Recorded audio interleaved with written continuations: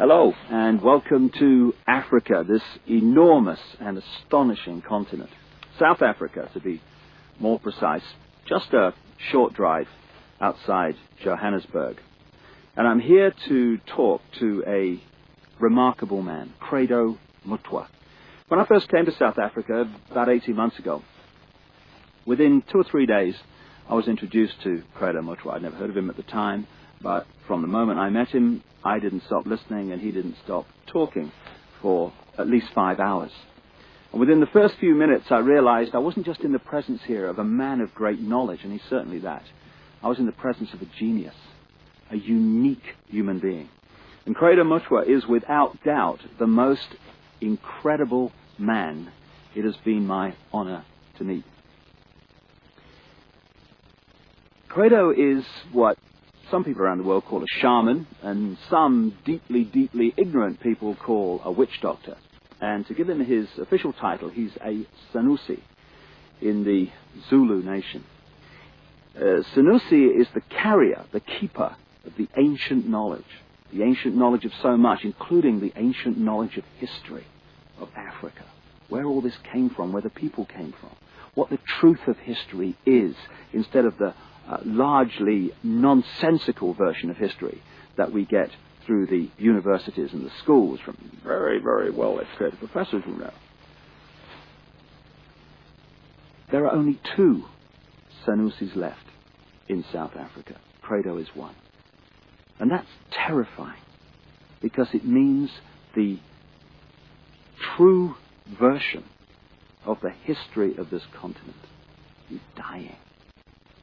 Being lost to this official nonsense that we're told is history, but is absolute garbage.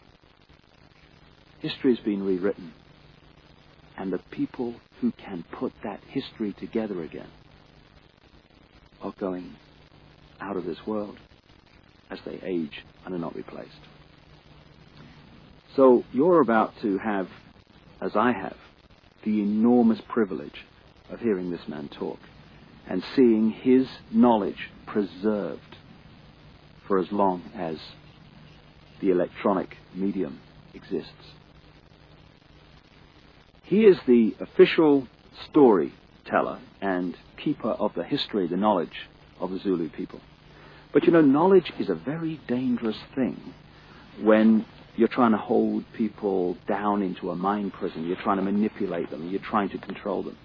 And so people like Credo Mutwa, who have the knowledge to rewrite history and therefore rewrite the present, they are very dangerous people to those that wish to control and suppress. This man has had endless threats to his life, endless attempts on his life, right up to the last few days.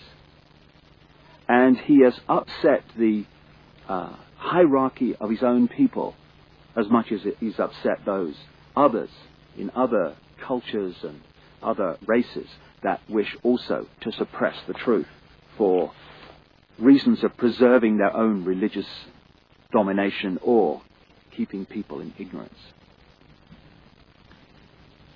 And so I've come here to talk to Credo at length about many things.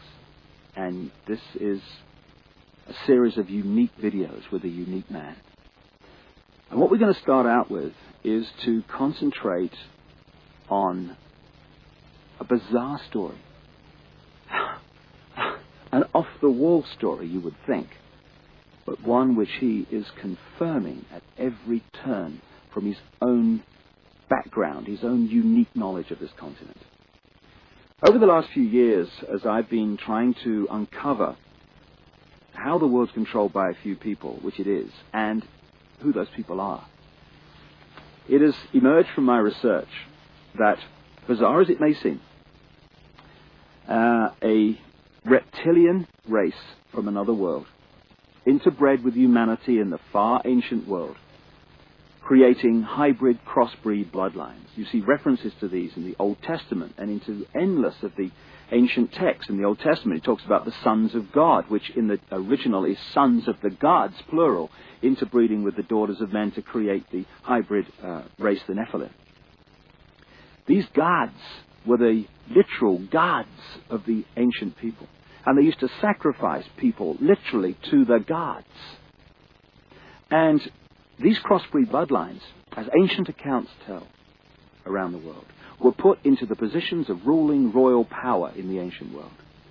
And then, as is happening today, when you do the genealogy of the ruling families and the ruling positions of power in the world, be they the 42 presidents of the United States up to Bill Clinton, be they the British royal family, be the aristocracy of Europe, any of these key ruling elites, the top of the banking system, the top of the global business system, you hit the family lines which go back to these same ruling lines of the ancient world, royal lines, that the ancient accounts say were the crossbreeds between humanity and these reptilian gods.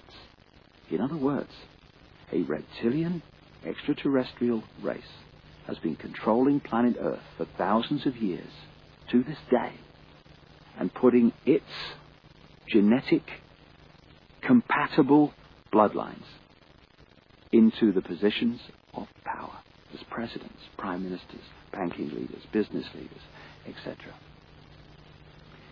And this explains so many things, where we get the divine right of kings from, the divine right to rule because of the bloodline, the genetics. Why these ruling families of the aristocracy and the royal families have always incessantly interbred with each other, just as the Eastern establishment families of the United States do, that produce so many presidents and banking leaders and administrators of government in the United States. And astonishingly, bizarre as I keep saying, and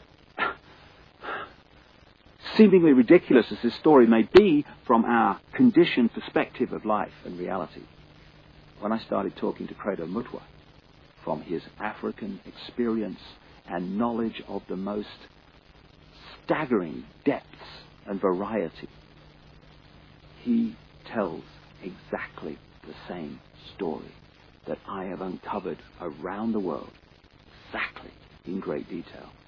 And if Africa and the world is ever going to be free, and we are, then they have to listen to this man. And they have to listen now. I started out by talking to Credo about the origin of the knowledge that he is about to share with us for the first time in so many cases. Because this is the knowledge that only initiates normally get. But as Credo says, the world needs to know this. And so, this is a unique video. And this is a unique man. And like I say, I asked him first about the origin of the knowledge that he's about to pass on. When the white man started destroying our religion, when he started demonizing our gods, when he started ridiculing what we believed in and actually using educated Africans to destroy that ancient African religion, in many parts of Africa, say, our ancient religion went underground. And there were, call them secret societies, all over South Africa and Central Africa and East Africa and West Africa, where this knowledge was stored and kept by aging guardians, many of whom did not know that in other parts of the land there were other guardians who were doing exactly as they were doing. Now, when I first became a Sangoma, I was already, say, a person of education. I had entered school as a child of 14 years. And when I became a Sangoma, I was a youth of 16 years. And what my aunt and my grandfather, as well as my maternal grandmother, taught me shook me to the core of my soul.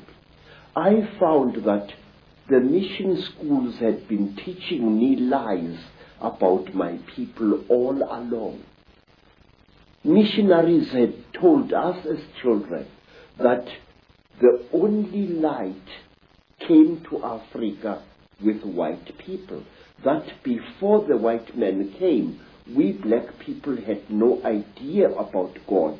We had no belief in a life after death, and that our people were just a race of savages who used to lie around in the sun, womanize, fight, and drink beer every day. I was suddenly awakened to the fact that Africans had in fact been far greater intellectually than the missionaries were willing to give them credit for. That like the white man, we had astrology, astronomy, we had surgery. In fact, I found that Zulu surgeons in the early years of the 19th century and the 18th century and even beyond could perform operations which white surgeons were not capable of operating. And the more I learned about my peoples, the more I wanted to learn. And when my initiation under my aunt Mina and my grandfather Zigo had ended, I wanted to know more and more and more. And sometimes I had to pay a ghastly price in order to gain this knowledge. In one place, here in the northwestern Transvaal, my teachers found that I was really uncircumcised. And they told me bluntly that if I wanted to be a member of this secret society, I had to undergo circumcision. And I did, and it was screamingly painful, I assure you, because it was done with a clasp knife, which somebody must have blunted a little bit, just to make sure that I got the message. I had the same done, but I was asleep at the time, so we have that in common. And in some places in Southern Africa, if you wanted to learn the secrets of a certain secret society, you had to do dreadful things which I cannot repeat here. And at one time, in Barotse land, in the west of what is today Zambia,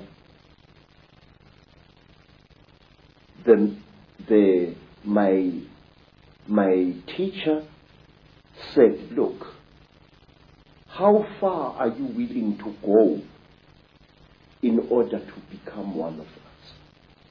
I said, I am willing to go anywhere. He looked at me and he said, listen, educated man, we are tired of people like you. White men come amongst us to milk our minds and then to kill us. We want to be sure that we can trust you. And wait, sir. I said, great one, I am willing to do anything. He said, are you? I said, yes. And then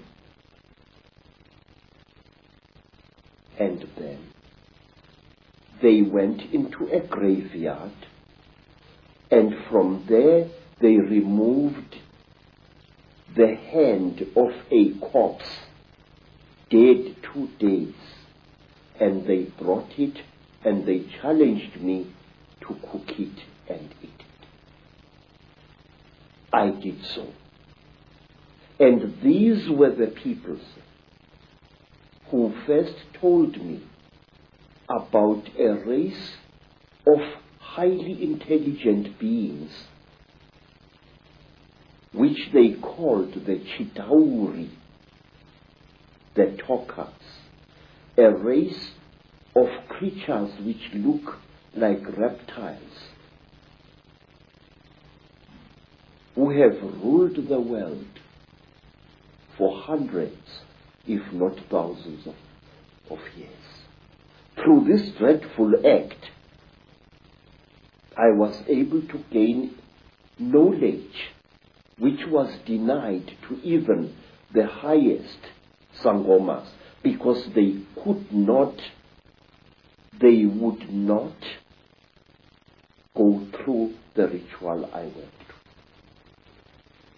through. This is how secret knowledge is protected in Africa. So, and at one time, let me tell you another thing. Again, in Barotse land, on the border between Angola and North Rhodesia, as it was called, I was brought into a hut. And in the hut was a young woman. She was as black as ebony, and her hair was like a huge black cloud on her head. Her teeth had been sharpened in the Barotse fashion until they looked like those of a reptile. And Mutwa was very puzzled. What's this lady doing here? I'm supposed to spend several nights in this hut, so what is she? What is she doing here? Now, Credo Mutwa, being a frightened Zulu, afraid of women but not afraid of wild animals, decided to sleep with his back to the wall, giving the lady a nice clean bed. And on the following day, Credo Mutwa was fined 15 pounds by the local chief because I had refused a sacred gift. I had been supposed to do something very amazing to this lady to show that I was one of the people. Bad luck. But why, Credo, have you chosen to reveal this knowledge now to a much, much wider audience? Mr. David, please, Africa is dying. Africa, is being murdered. And we are sitting like bloody fools. And we don't realize what's being done to our people. I have proof that can stand in any true court of law that the disease called AIDS is a man-made disease. And this disease is going to kill 3/4 of South Africa's black people within the next 10 years. There are wars in Africa which make no sense to me as a black man. Please, when people fight a war, Mr. David, why do they fight? People fight in order to get rid of something that is giving them pain. Whether that something is a tribal chief or a corrupt modern government. They want to fight to remove this burden or to be destroyed by it. That is the idea behind a rebellion. But in Africa we find wars where a group of rebels challenges a government and tries to fight against it. And then these wars end in the total destruction of the particular country where neither the rebels nor the government wins anymore. And why? Because you find this force of rebels facing the government, and all of a sudden the rebel army splits into little factions which start fighting each other and not the real enemy. And soon it becomes a situation where everybody is fighting everybody else and the whole thing is getting nowhere. I say that these wars which are destroying Africa this way are orchestrated by forces from outside Africa. Our people need development. Our people need peace in Africa. We are basically a peaceful people. We are not warlike. Don't let historians tell you a lot of rubbish. Africa is not perceived by the people outside her as she really is. One, my people are Zulus, as a tribe famous for warrior exploits for many, many years now. But wait, do you know, sir, that Zulu people actually hated war and didn't love it as historians would have you believe? We Zulu people call war Impi, I-M-P-I, and we call evil Imbi or Ububi. Now the word Imbi and the word Imbi come from exactly the same root, which means that which is evil. We call copper Itusi, which means the helper, the frightener away of evil spirits. But we call iron Insimbi, which means the evil metal, the metal of war. Now, when a Zulu went to battle, he spiritually prepared himself for fighting. But when he came back from battle, a Zulu would undergo a ceremony of purification, a very, very painful ritual, which lasted for some 7 days before he was even allowed to touch his wife. But wait for this. In England, we have got the lady Sarah Churchill, Duchess of Marlborough, writing in her diary that her husband, Sir John Churchill, the Duke of Marlborough, after the terrible battle of Blenheim, had made love to her 3 times while still wearing his top boots. Wait, sir. Listen to that.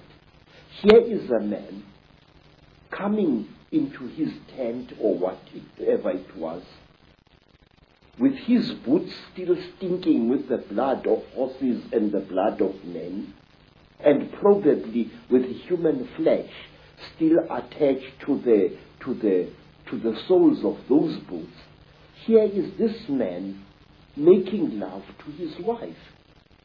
What kind of attitude is that? That a man would come smelling of death and destruction to desecrate his wife in 3 torrid sessions? We never did that in Africa. We hated war, and furthermore, our people, the black people of Southern Africa, are accused of having been a male-dominated society.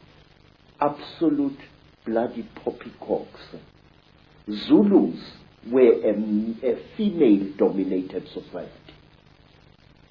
And if you want proof of that, ask yourself, who killed King Shaka?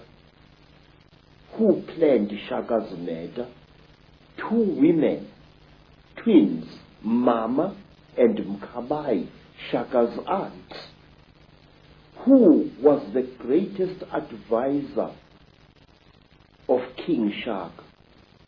His mother, Nandi, she used to plan every one of Shaka's military campaigns right down to the last detail. So, everywhere in South Africa, our word for great also means female, but that is something we shall discuss at another time. So, Africa is being murdered, and a race of people which once founded some of the world's greatest civilizations is being cruelly exterminated, and our politicians appear to be hypnotized as like a little antelope hypnotized by a python. Don't our leaders know what is going on in Africa? I'm going to talk, sir. I'm going to talk, and I'm going to reveal and damn the consequences. I am not a brave man, but it's high time somebody stood up and exposed the conspiracy around Africa and her people. So let's start looking then at the force that is the common theme through all this history to the present day that's been manipulating these highly malevolent, highly destructive situations. My own research around the world has certainly focused in on the fact that there is a force not of this world, shall we say, that is the common theme. What is your experience and your knowledge of an extraterrestrial involvement in the history of Africa?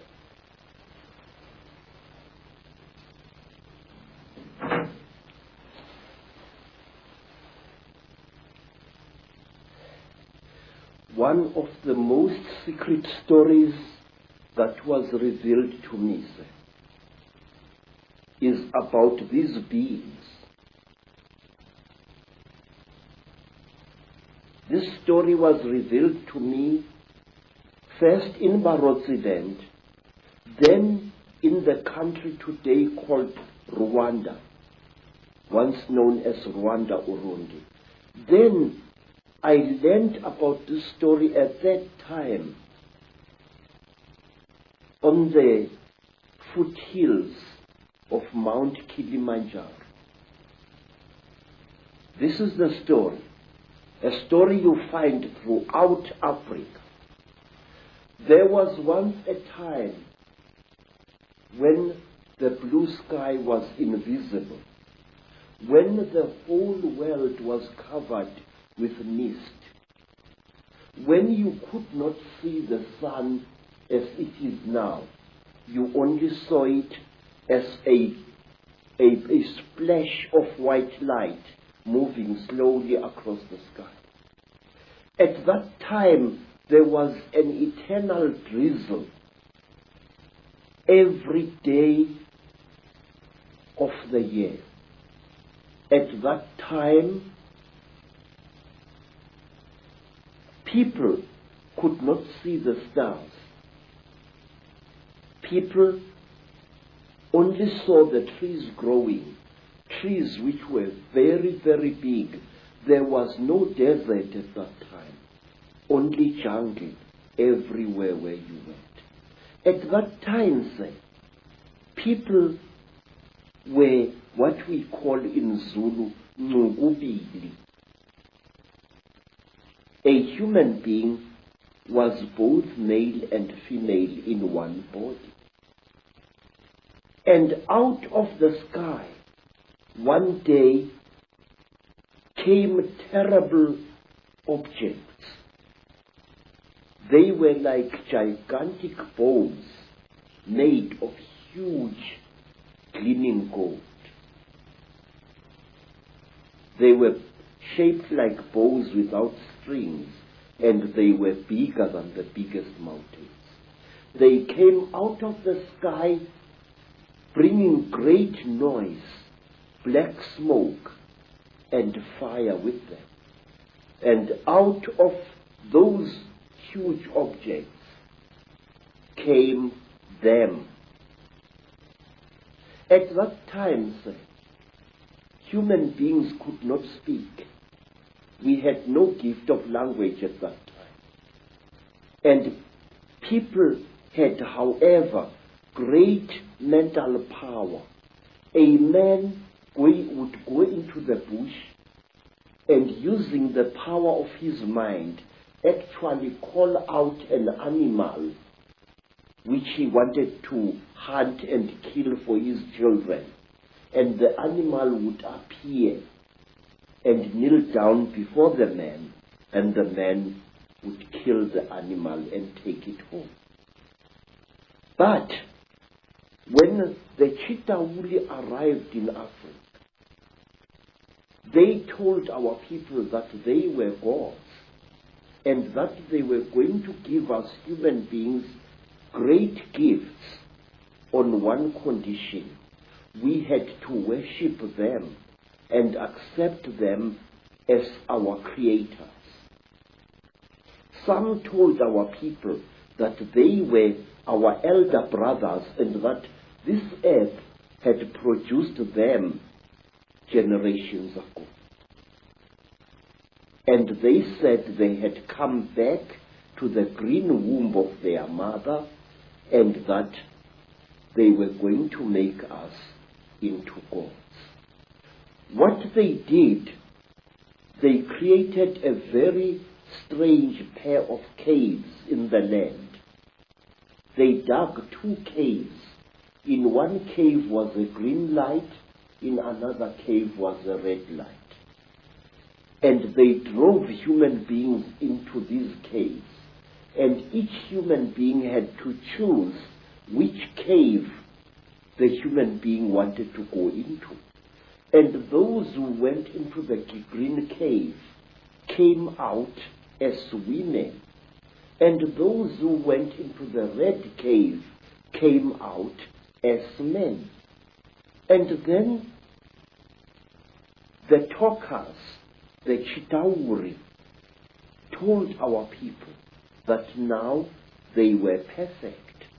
But the moment the first men saw the first women, a terrible row erupted. The women hated the men because they looked between their legs and they saw what they thought were snakes dangling between the legs of the men. And the men hated the women because they looked on their chests and they saw these big things. What they were, they did not know. And then the Chitauri laughed. It was to them a very, very big joke. And then the Chitauri said, if you serve us, you wretched little human beings, we are going to make you into gods. And the human beings agreed to serve the Chitauri. And the Chitauri gave human beings a second gift, the gift of language. People started talking with their tongues where they had talked with their minds before. And there was a big rubbish starting again, because this man did not know the language of that man.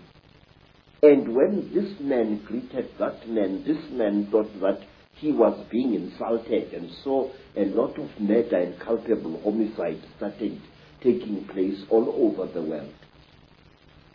When our people were given language, they found to their horror that they had lost much of their mental powers.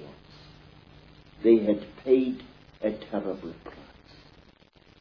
But the Chitauri were now the masters of human beings. They made them, the human beings, to go into holes in the ground and to mine metal, gold, copper, tin, all kinds of metal. The Chitauri forced our people to mine. And the people were very unhappy because they couldn't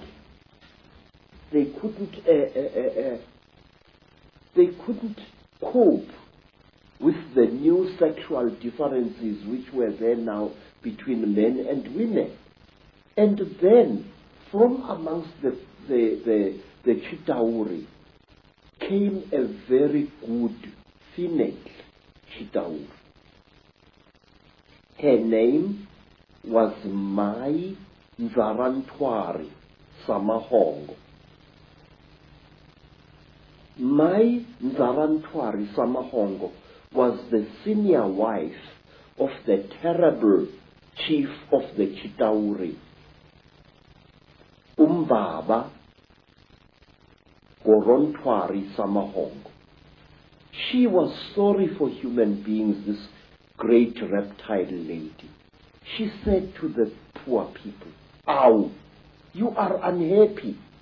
And the people said, "Yes, great one. We go into the holes every day, we dig the stones and we bring it to the gods, but we are not happy."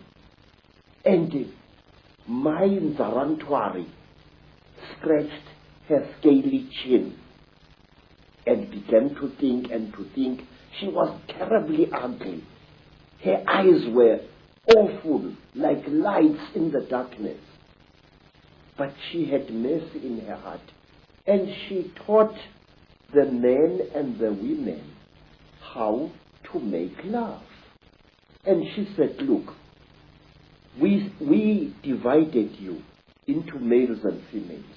Now this action is going to bring you together." But it did not, because anyone who receives a gift from the Ntwari, the children of the python, is always in trouble.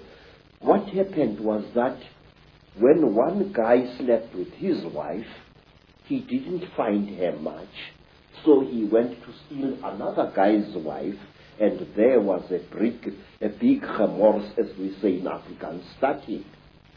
So men started stealing each other's wives and each other's girlfriends, and women started stealing each other's husbands, and there was a big nonsense in the land. And King Umbaba, the terrible lord of the Ntwari, the reptile people, said, "Look what you've done, you stupid old woman. Now these people, they are making such a noise. Listen to all that screaming in the bush. They are busy making love there, and our gold is not being dug, and you are responsible for this." Nzarantwari thought and thought and thought and thought, and then she got a plan, and she said, "I will make them stop. When they make love to each other, the female is going to get pregnant. And when she is pregnant, the male is going to leave her alone, and that noise in the bush will not be so disturbing to you, my lord." And Umbaba said, "You had better. There is no production here." And so all the women in the world was pregnant, and Umbaba was furious with his wife. And so it went on and on, until one day Nzarantwari activated a black hero called Mweru. And Mweru challenged the great chief of the serpent people to a fight, and he cut off the royal penis of the king of the snake people, and that caused a big war. Mweru ran away, but Umbaba, the terrible chief of the people, caught him and arrested him and brought him to his village. And there, the great chief Gorontwari Umbaba said, "Look, you cut off my thing, and I have replaced it with one made of gold, and I can't make love to my wife anymore. You think too much, you wretched little human being." Now Umbaba had a terrible nail in one of his hands, a claw, and with this claw he drove the claw into poor Mweru's nostril, making a terrible hole into his brain, and he started drinking Mweru's brain, and then he threw away the corpse. To this day, we believe that the people, the Chitauri people, they eat human brains. And strangely enough, scientists have found skulls where the human brain has been removed and eaten by someone or something. Well, hearing you speak here, so many things come to mind. First of all, you're saying that telepathy was the key form of communication for the Chitahuda, the reptilians came. Yes, sir. And I guess it's like a muscle. When you use it, it gets more sensitive and more powerful. So the more you use your telepathy, the more powerful your mind got. And then when language came, it almost brought us into this three-dimensional world and disconnected us from that mind power that we had before. Yes, sir. And it's also interesting that the story that you talk about, the language being given, and then the different languages being given. Of course, that turns up in the Old Testament, in the Bible. It turns up in stories all over the world about the fact that we were divided by language, so we couldn't communicate. And as someone who publishes books, I know today how difficult it is to communicate through books when you've got endless different languages. So it's been a brilliant form of control for a long time. Yes, sir. Even now here in South Africa, today, sir, black people prefer to speak to each other in English if they belong to different tribes. And they have even, over the many decades, black youths have even created a lingua franca of their own, which we call Tsotsi language, which is a mixture of African words and Afrikaans words. They do this in order to bridge the incredible language gap which exists between black people in South Africa. Let me show you an amusing thing, how different languages are. The language of the Xhosa people of the Eastern Cape is very similar to Zulu, but certain important words in the Zulu language, good words, are viewed as obscenities by the Xhosa people. For example, in the language of the Zulus, an ancestral spirit is called Idlozi. But if you use that word to a Xhosa, he says you are using a dirty word, because to them, Idlozi means sexual desire. And in the language of the Zulus, maize meal, is known as impupu. But in the language of the Bapedis, maize meal is called bupi. And if a Zulu uses the word impupu in front of a Bapedi woman, she feels that he has insulted her, because in the Bapedi language, impupu means a woman's sexual organ. And in the language of the Mashonas, in the language of the Zulus, a mother is called mama. If I say my mother, I say mama wami. But in the language of the Mashonas, the people of Eastern Zimbabwe, the word mama means to sit down and have a crack. So one day when I said to my Mashona host, Ngikhumbule umama, which in Zulu is, I remember my mother, I'm missing my mother, the Mashona gentleman immediately took me and directed me to his pit latrine at the back of his house. Because in the Mashona way, mother is my, not mom. So you see this terrible difficulty, this subtle problem of language is a very big obstacle to communication in Africa. So we designed languages. There's another language called Fanagalo, which is a lingua franca consisting of African words as well as nonsense words and Zulu words, which was used a lot in the mines in the 1930s, 40s, and 50s. So, to bridge this great language gap, we have created artificial languages in Africa, but today English is the preferred language of communication. Some say we should learn French, also another language of communication in Africa. Some of the problems of language can be funny, but it is the same situation, the divide and rule, that is actually, in other expressions, created this tremendous turmoil in Africa and other places in the world. And we're looking from my research, and staggeringly hearing you talk, you're saying exactly the same as I've come across. It's incredible confirmation that a reptilian race from another world has been behind the manipulation of humanity for a very, very long time. Now, what do these Chitahuli actually look like, the reptiles?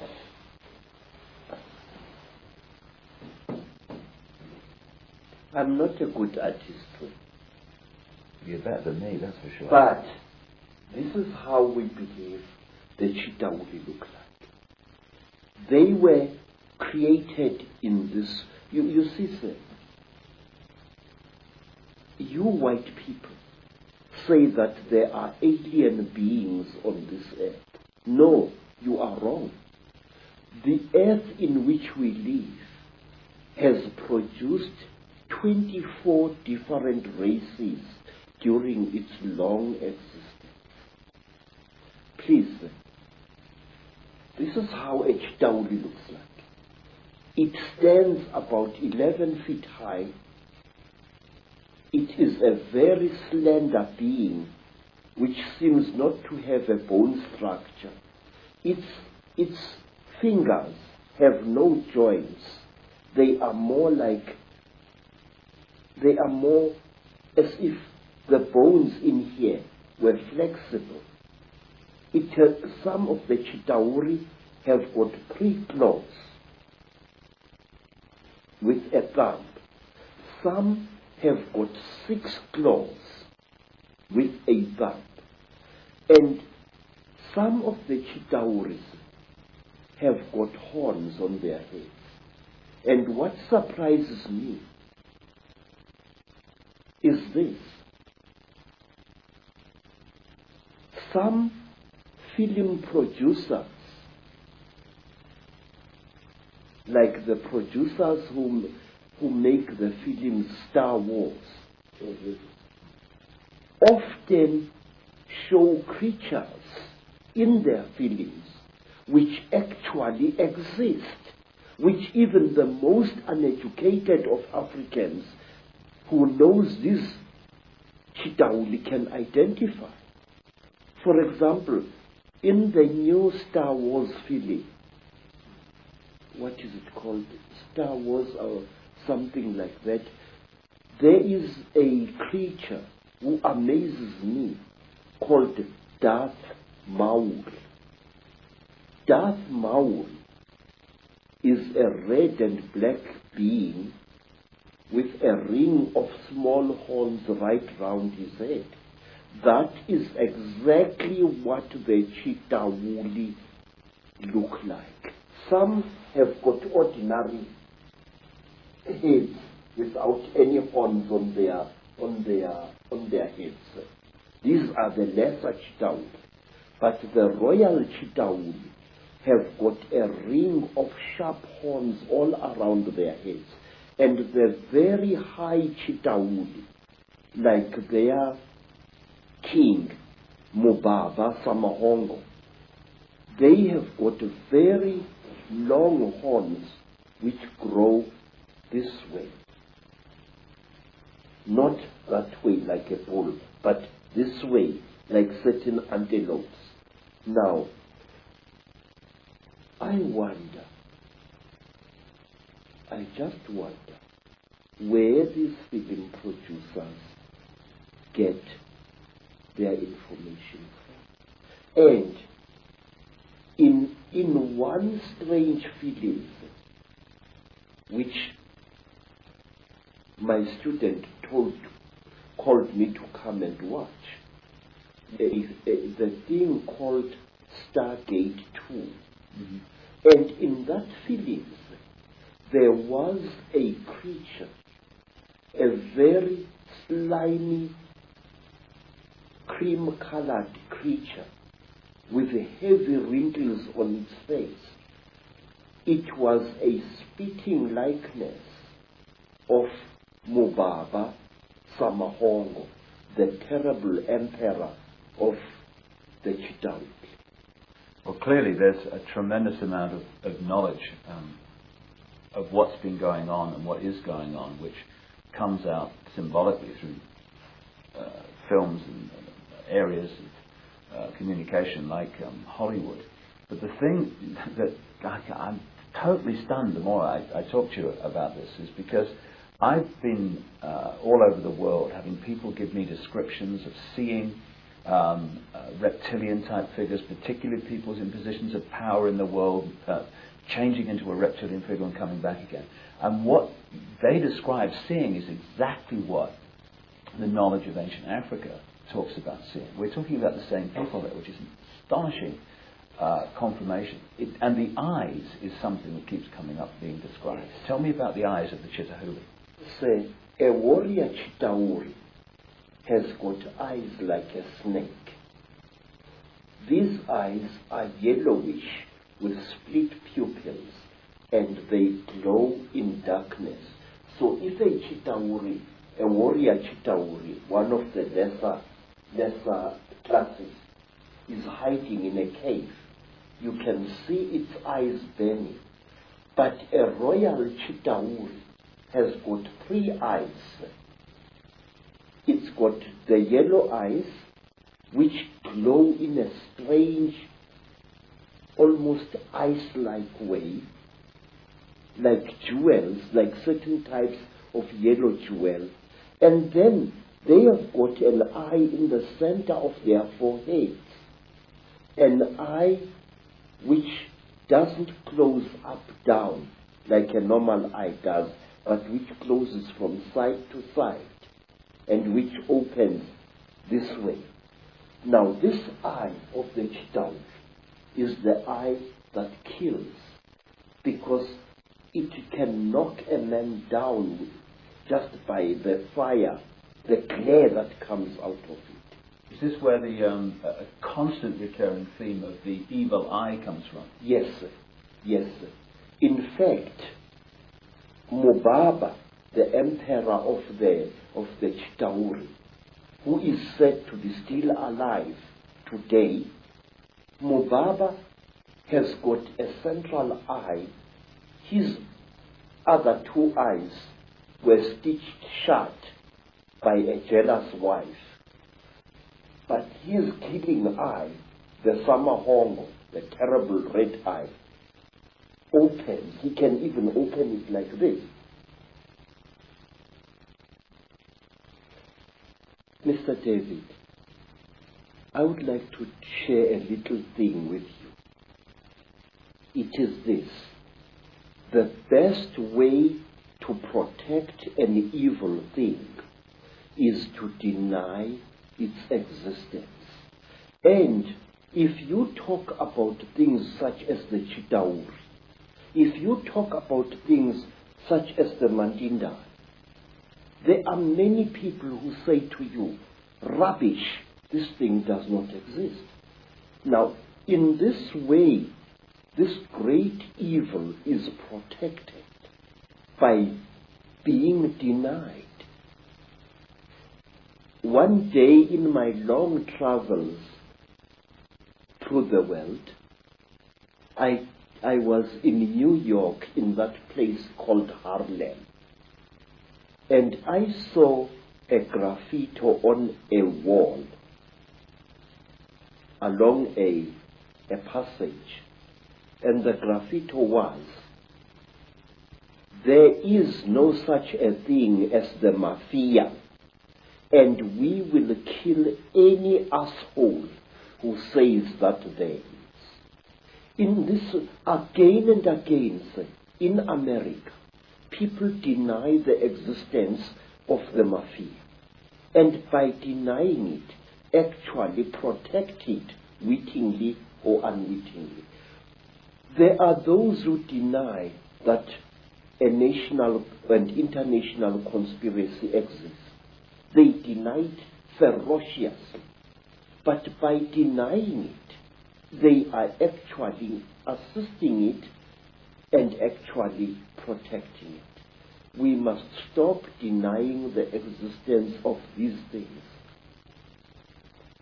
We must stop saying that there are no Chitauri, that there are no aliens, that there are no Illuminati. There are. I could tell you for hours. For example, do you know what we Zulu people call a person? A very, very clever person. A very, very wise person. A person who has received light from God. We call him Umkhanyiselwa. In other words, the illuminated one. Khanyisa means to light up something. And Umkhanyiselwa is somebody who has been lighted up by the gods. So you say Illuminati, I say Umkhanyiselwa. It's the same thing. And my research very clearly, and again, you're right, there's tremendous denial of this is the fact. Even among conspiracy researchers, there's tremendous denial that the Chitahuli, the reptilians, and the Illuminati are actually the same thing. Exactly, sir. Because amongst my people, we say that when two Chitauri are challenging each other for power, and they must fight a duel with their terrible eyes, they start glowing like fishes deep in the sea. And the faster they glow, the angrier they are said to be. Now that is why there are certain parts of Africa where people are advised not to walk at night, because that is where the Chitauri often fight. And one of these parts of Africa, sir, is a remarkable place called the Mountains of the Round Rocks, Matobo, wrongly pronounced Matopo, in Zimbabwe. These hills are really not remarkable in themselves. These hills are said to be the one place in Africa where the Chitauri have been seen. And these hills is where Cecil John Rhodes lies buried, but there is more. You must visit this place at one time. Amongst the rocks on the Matobo Mountains, you find a species of lizard which you don't find anywhere in Africa or the world. A species of lizard which responds to the call of a human being. When I first arrived in 1958 in the land called Rhodesia, now known as Zimbabwe, I found an African there who was a tourist attraction. He was a game warden who made strange sounds calling out. And as he called out, these strange lizards, the only type of lizard anywhere on earth which responds to the human voice, used to come out of cracks and out of holes in the ground and to gather around this African.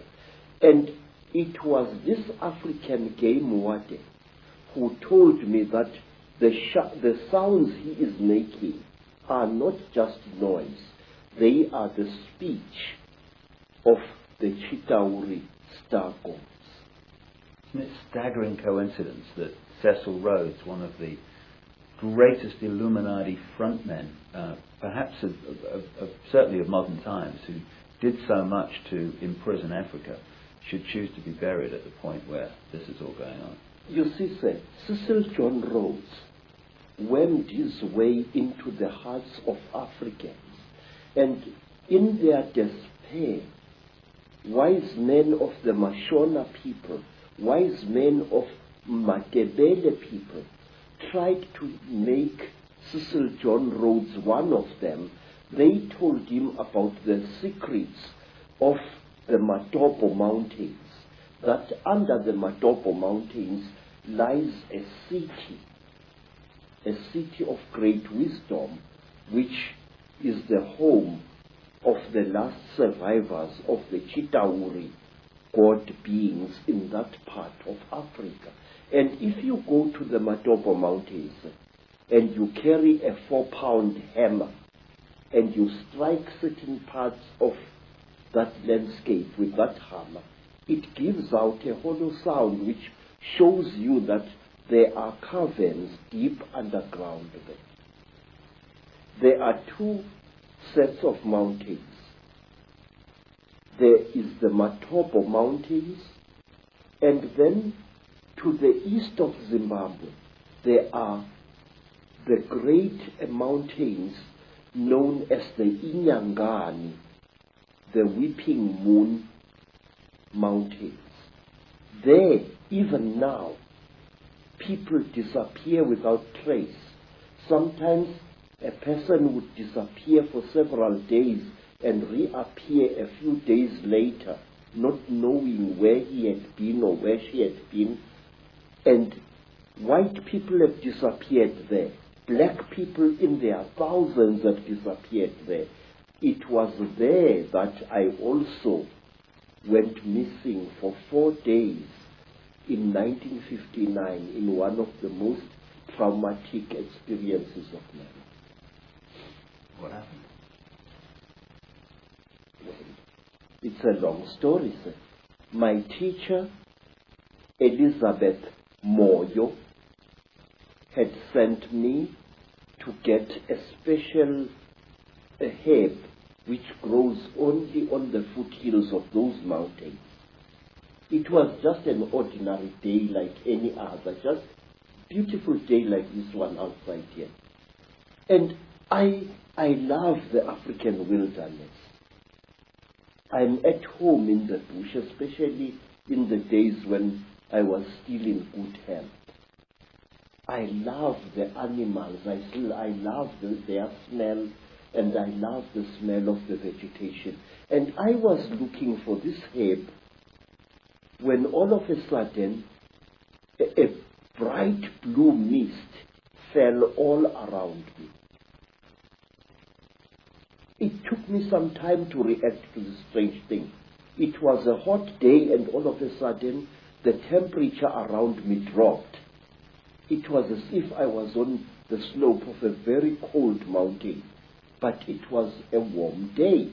And then the next moment I was in what appeared to be a metal-lined tunnel, a caving tunnel, and I was lying on what looked like a workbench, a very large workbench of some kind.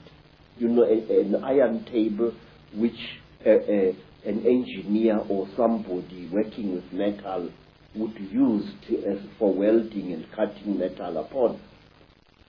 But this workbench was very brightly polished. And there I was lying there with my trousers missing and only my khaki shirt, when I saw again through what appeared to be like blue mist a number of moving objects, which at first I thought were dolls. And these objects were moving towards me.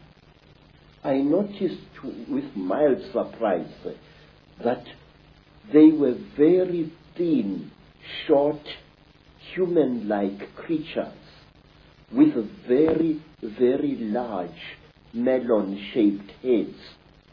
The creatures had no noses, as human beings have.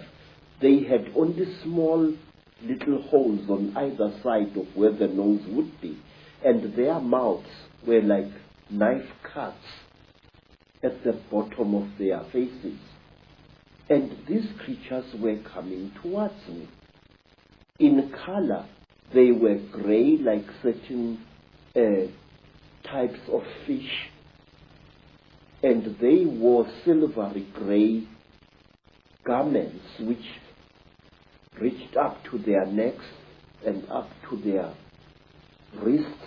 I couldn't see whether they were wearing boots or not at that time. And while I was looking at these creatures, I suddenly was aware that something was above me, standing there, and I looked up straight into the face of one of them, a much taller one than the others. And this creature was wearing a garment like a tight-fitting overall without any buttons or anything, which reached up to its neck, but its wrists were bare. I noticed that the creatures had very long fingers.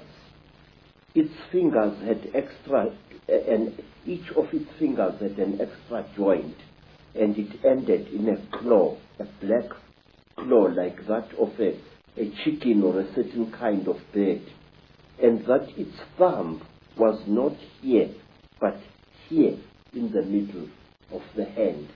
And this thing was standing above my head and looking down at me, and I was looking at its eyes, which were very strange indeed. It was as if it was wearing plastic goggles over its eyes. I could see its eyes inside these tinted goggles, and it had holes on either side here, but it had no nose as I have. Its jaws were very small, and its mouth was a slit with tiny little scale-like things where its lips should be. And the creature carried a horrible smell on it. I can't describe that smell. It was a metallic chemical smell which seemed to combine the smell you would smell when somebody is burning brass or copper, and a very ugly chemical smell, these two smells combined. And this creature was looking down at me. I was frightened, but I could not move. And the next thing I knew was a terrible pain on my left thigh. It was as if somebody had just stabbed me right to the bone. I screamed and I tried to jump away, but my body was inactive. I could not move. I was not tied to any chain. I was not chained to the top of this table. There was no belt tying me, but I could not move my body. And when I looked down at what was happening, I found that one of the shorter creatures had driven something very painful into my left thigh. And then, while I watched, horrified, the creature pulled out this thing, and I saw that it was like a pencil made of shining metal with what appeared to be a flexible cable at the back. And before I could do anything, sir, my head was seized by the creature above me. It caught me on either side of the head like this. And then a third creature drove something into my right nostril here. It was as if I had been shot. The pain was so terrible that I screamed and screamed. Blood filled my mouth. Blood spurted out of the nostril, and the creature did not seem to care. I was stupefied. The pain was so intense, so terrible. And then, quietly, brutally, the creature pulled out the thing that it had stabbed me in the nose with, and blood flowed into my mouth, out of my nostril, and I was choking. And then the big creature coldly turned my head this way, so that blood came out of the mouth, and which gave me some kind of relief. And after what seemed like an eternity of pain, the creature brought something out of somewhere, which looked like an old-fashioned tea strainer in appearance, and it put this thing close to my nose. And then I seemed to drift away, and the pain subsided. You know, sir, it was torture so intense that even now I can't describe it. And then something else happened.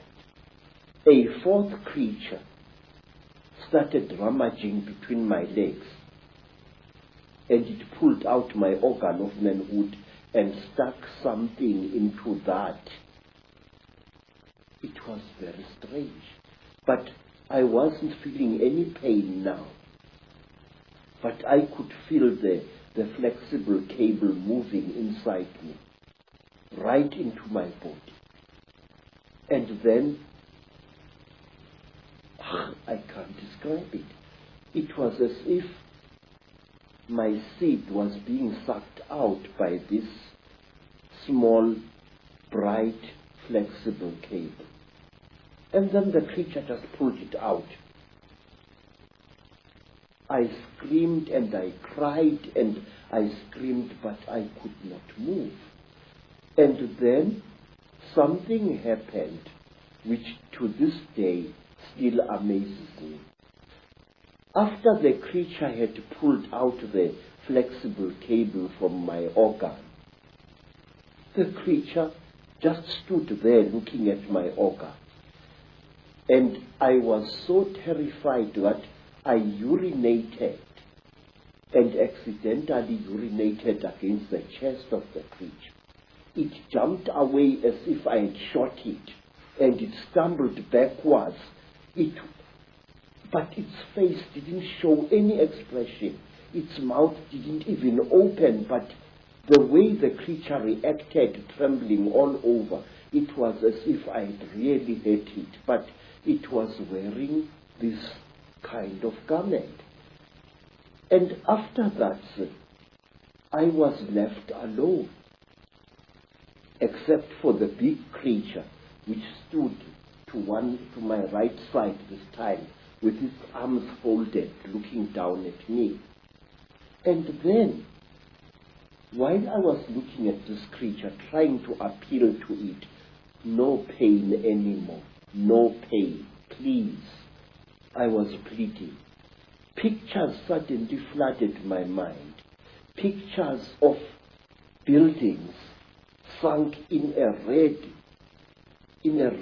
lake of water. Buildings rotting away. Buildings that appeared as if they had been bombed. And cities sunk in terrible mud. Trees sticking out like rotten ghosts, trees without leaves, without branches, sticking out of the mud as if they had been poisoned. I saw visions of this. And then, through an entrance which I had not seen before, came a strange and terrible being.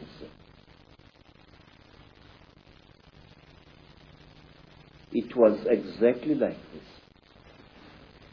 It was tall, made entirely of metal, with burning eyes and a snout. It didn't do anything. It just moved and came to stand at my left side. It didn't touch me or anything like that. It just stood there, making a strange humming sound. Wow, wow, wow, wow, wow, wow, like that. And then, from behind this metal creature, there appeared another creature. It was so radically different from the great creatures in that it looked exactly like an earthly human being. It had a pink skin like that of a white woman. It had golden hair, and its ears were definitely pointed like those of an animal. Its eyes were slightly slanting. They were pale, pale blue, and never once did they blink. It was like this, nude, and there was a tail-like appendage at its back, which was very visible as it walked away after it had done to me what it did. What this thing did, it climbed over me and made love to me. And I noticed that unlike normal women, its breasts were set too high in its chest, and they were very, very hard in appearance. And that here, the pubic hair as well as the hair in the armpits was a fiery red, as if it had been dyed. And this thing didn't even blink. Its eyes were just like this, looking at you as if there was no liquid in the eyes. Just an unblinking, terrible stare. And it was a small creature, about the size of a 16-year-old girl. But it was very, very heavy as it sat on top of me. And there was no emotion in that whole nonsense. There was no,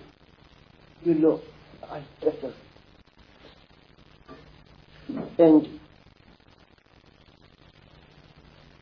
then the creatures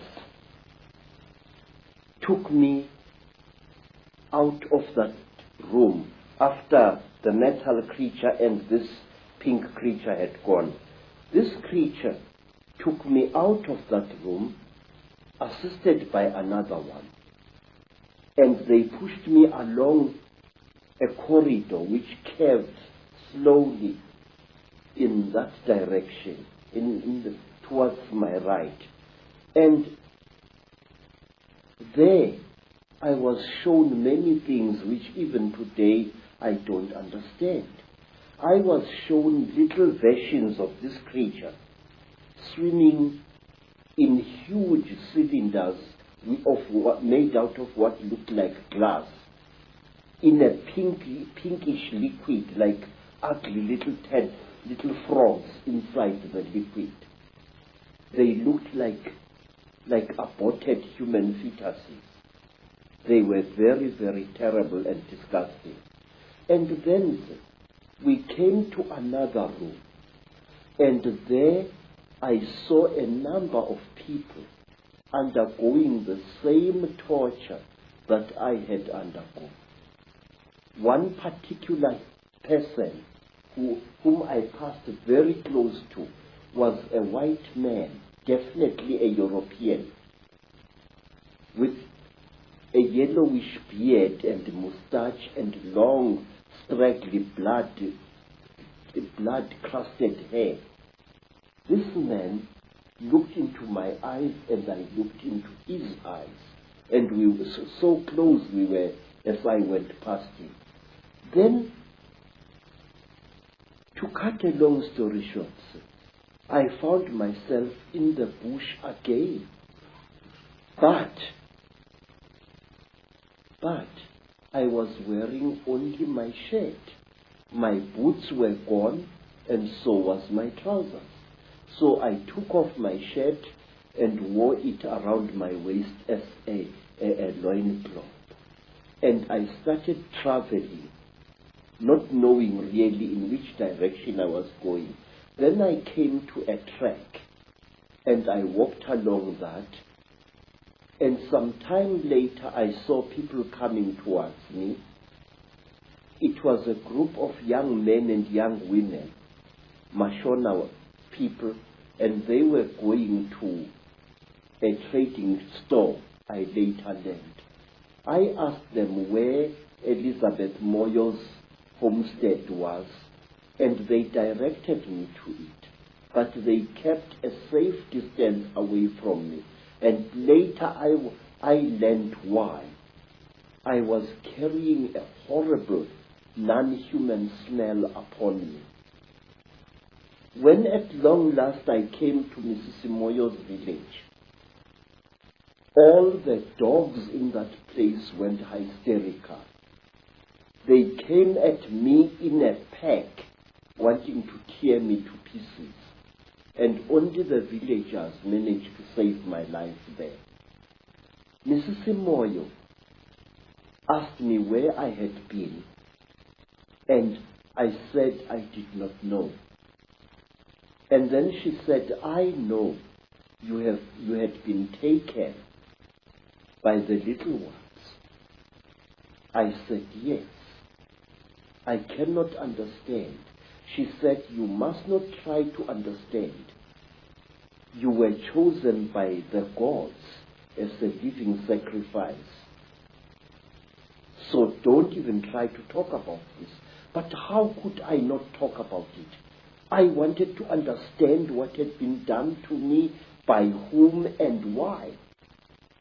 Even now, sir, I still want to understand what it was all about. And many years later, I met a remarkable white woman, Elizabeth Clara, a famous South African woman who had worked for British intelligence during the war, and who, we are told, had been impregnated by a being from the stars, Icke. I asked Elizabeth what was the meaning of the strange thing which was done to me, because since that time I had come across many black people, well over 200, who had been through the same torture as I. I had come across many black as well as Cape-colored women who had been mysteriously impregnated by the same creatures that I had gone through the hands of. And let me tell you one other interesting thing, sir, before I forget. About a year after I had underwent this terrible experience, I was walking along Jeppe Street in Johannesburg, delivering parcels, when a white man shouted at me to stop. I stopped. I thought he was a policeman wanting to arrest me for some reason. And when I tried to produce my identity document, the white man said, listen, I don't want your nasty word, passbook kefa. I said, then sir, what do you want, boss? He said, listen, where did I see you? Where did I see you? I said, I don't know that. But he looked very familiar to me.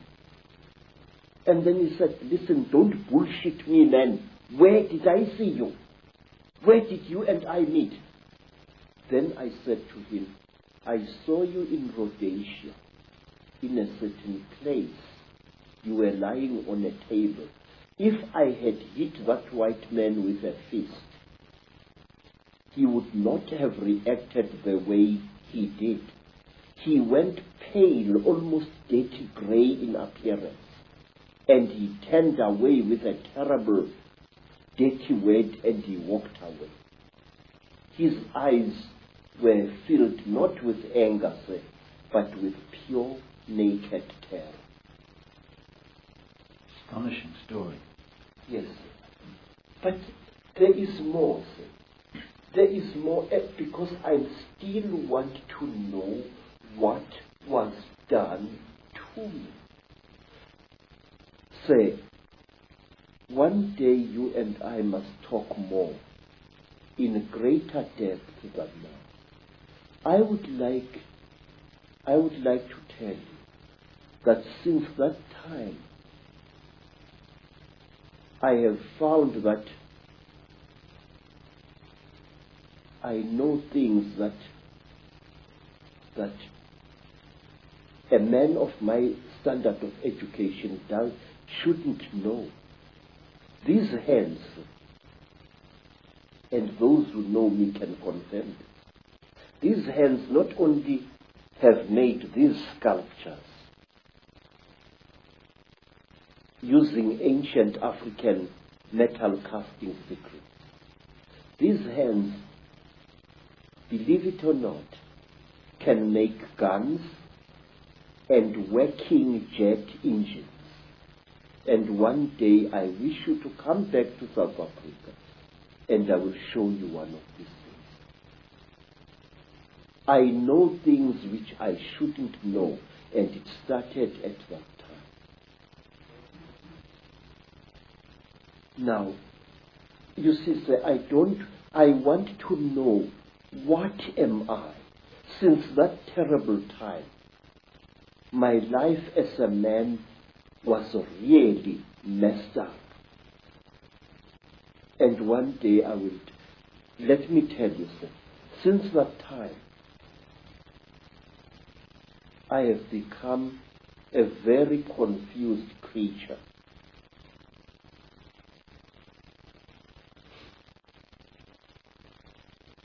It's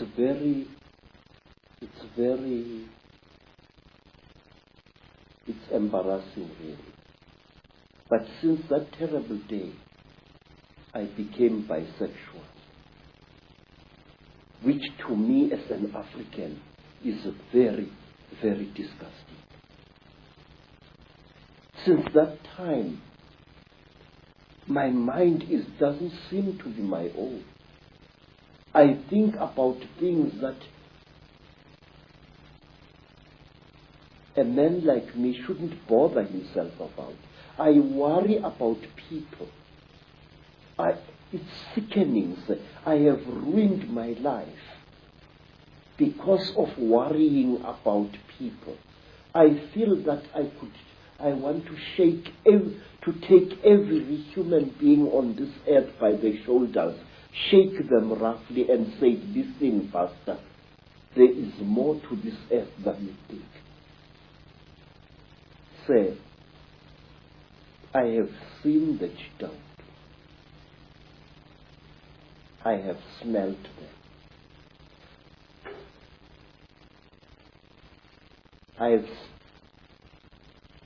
I've had personal experience of these. And there are people who claim that these creatures are gods.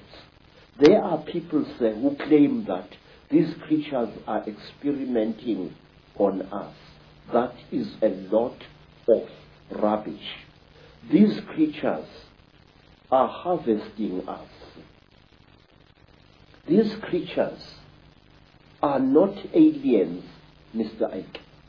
These creatures are sexually compatible with our women. And what does that tell you? It tells you that they came from here. They are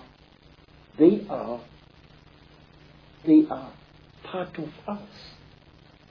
And this makes them all the more dangerous. They know us very, very, very well. They know the great weaknesses of our minds, just as they know the great strengths of our minds.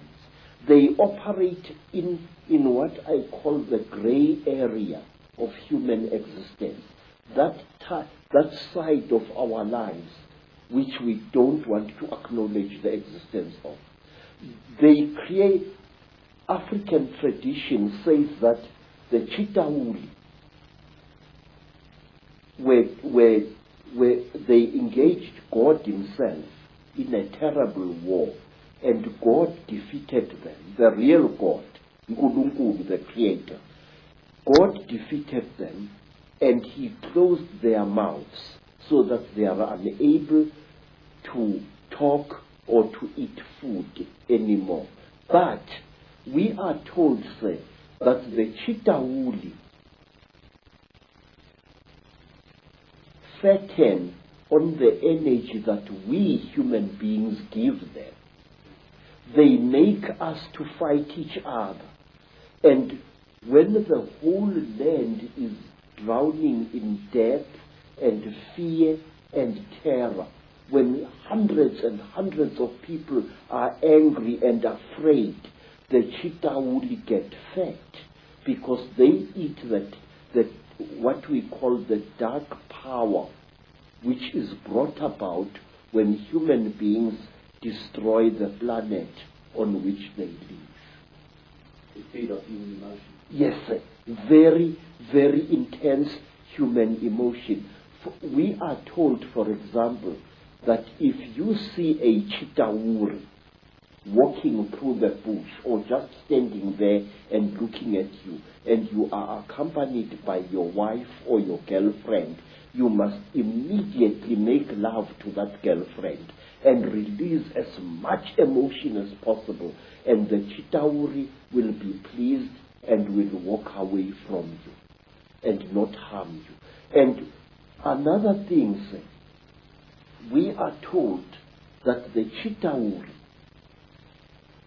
eat energy which is generated when hundreds of human minds or one human mind starts thinking at certain levels. We are told that the Chitauri want us to think at certain levels. Certain wavelengths. Yes, sir. And they reward us with long life. May I ask you, sir, have you ever thought, as a thinking person, why is it that in the great universities of this world you find professors who think at certain levels and who live unnaturally long lives? Albert Einstein, Raymond Dart, Robert Broom, all these professors live a long, long time.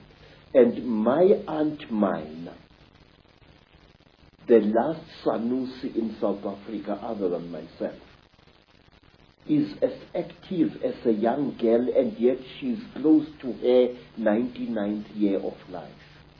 My stepmother, Rose, she has lost nearly all her children, and she is still alive. Extreme longevity is the reward with which the Chitauri reward you if you think at certain wavelengths. The description of your abduction clearly is describing what has become known as the Greys, what I think is also known by some as the ant people, the grey figures with the big black eyes. How do you think they connect in with the openly reptilian? And do you think that the black covers of the eyes are covering some kind of reptilian truth? Say, the so-called grey aliens are actually the lackeys and the servants of the Chitauri.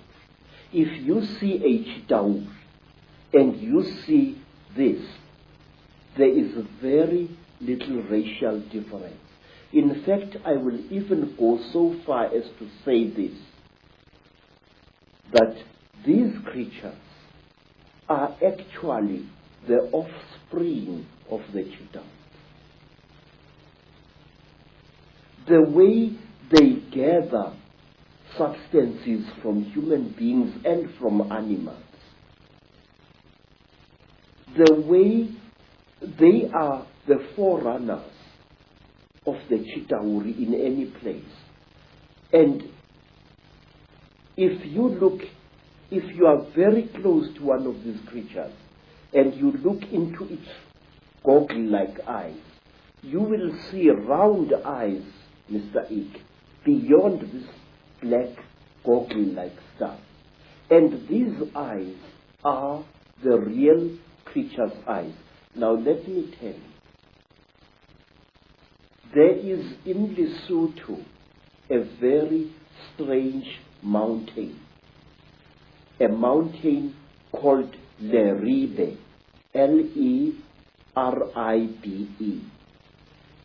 On this mountain, very amazing things happen after every 10-year or 20-year period.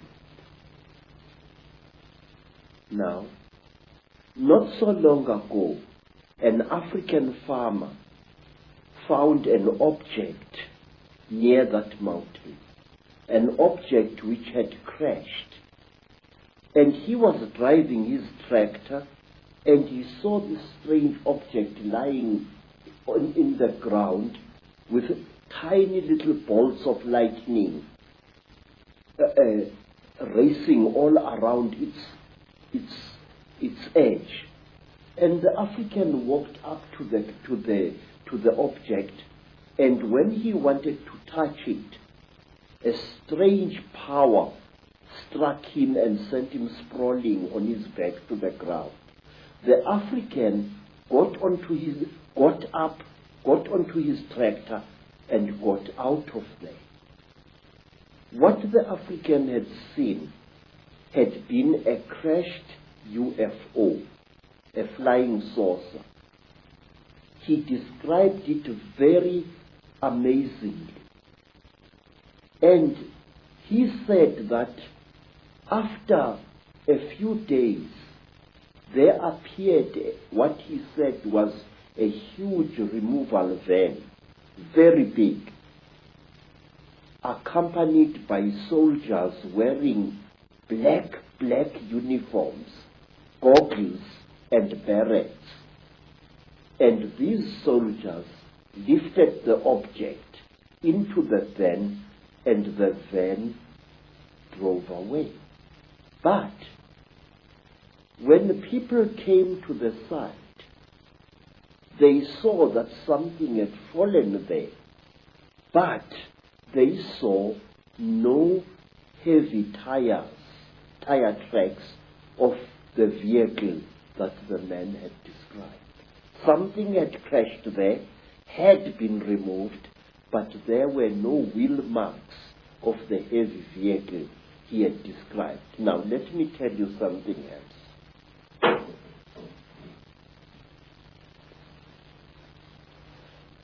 It was in 1958. In fact, I think that the incident I'm going to describe to you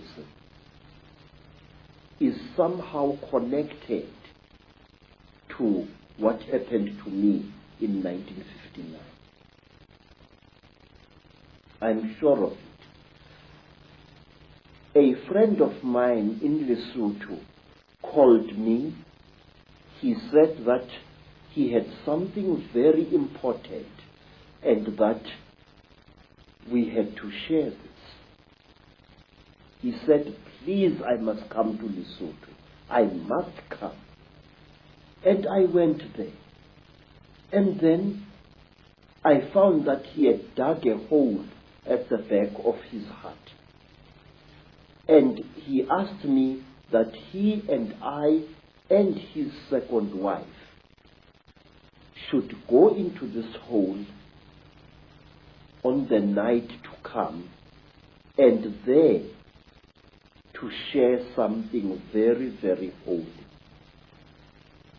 Well, we went down the hole.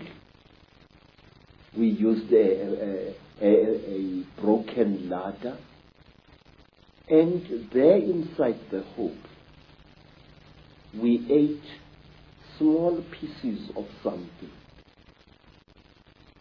He told me to chew these things very thoroughly, as they were quite hard.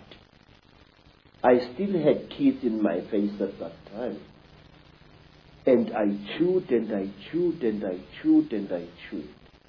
But I noticed that what I was chewing was some kind of dry substance, and that it had the same taste that you would feel in your mouth if you sucked a copper penny. It had that coppery taste, like as if you were sucking an old copper coin.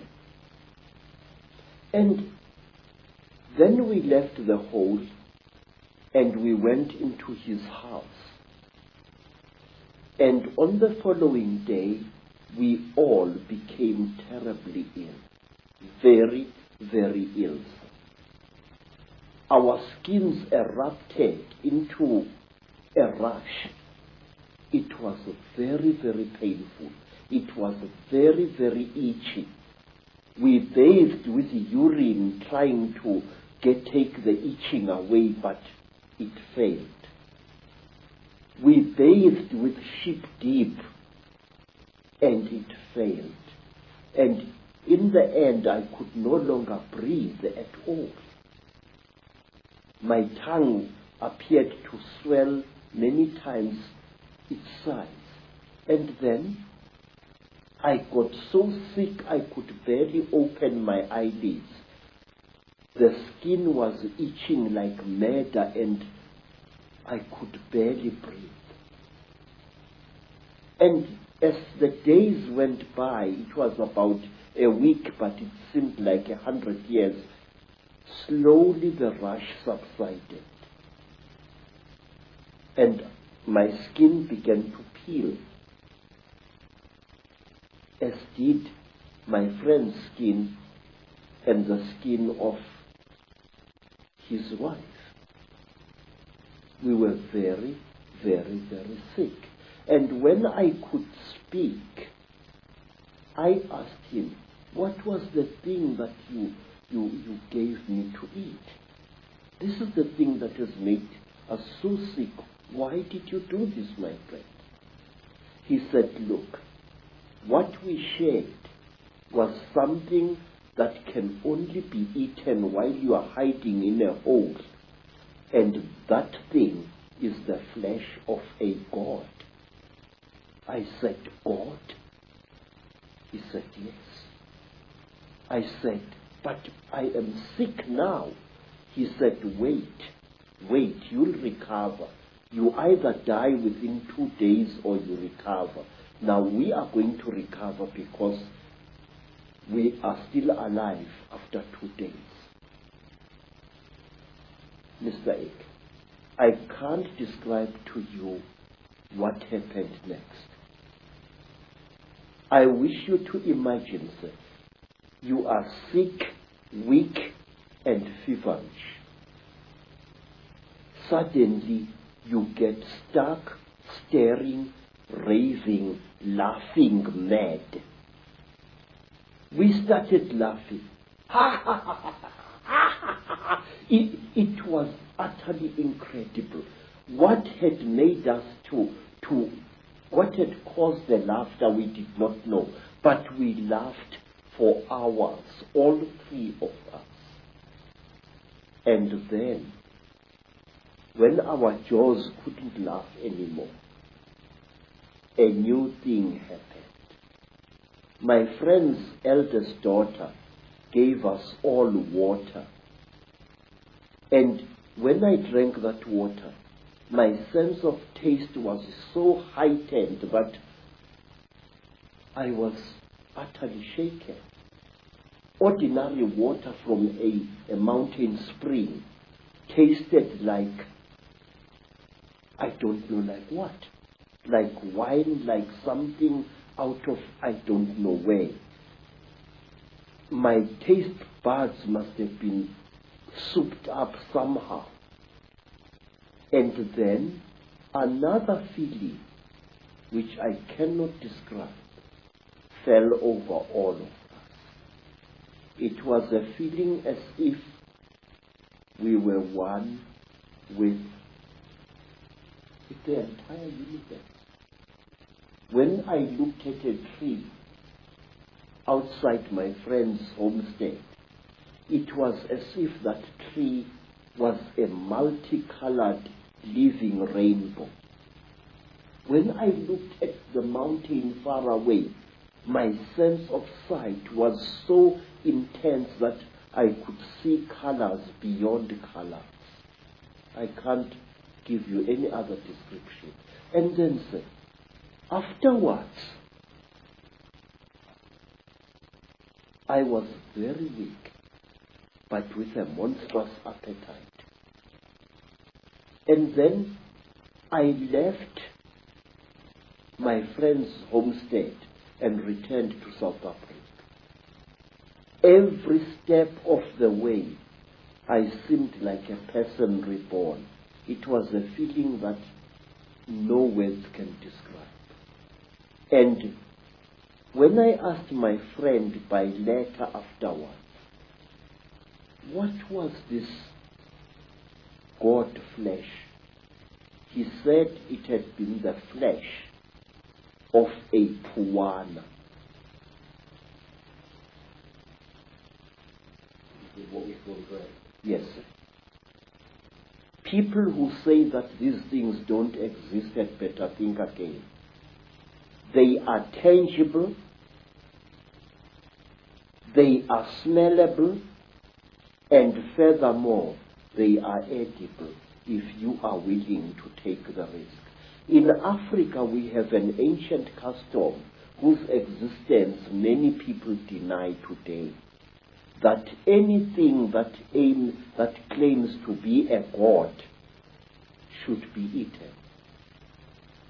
There are places in Africa even now where if you are a spiritual person and you are sick, well, let me tell you what happened to me in the country today called Zaire.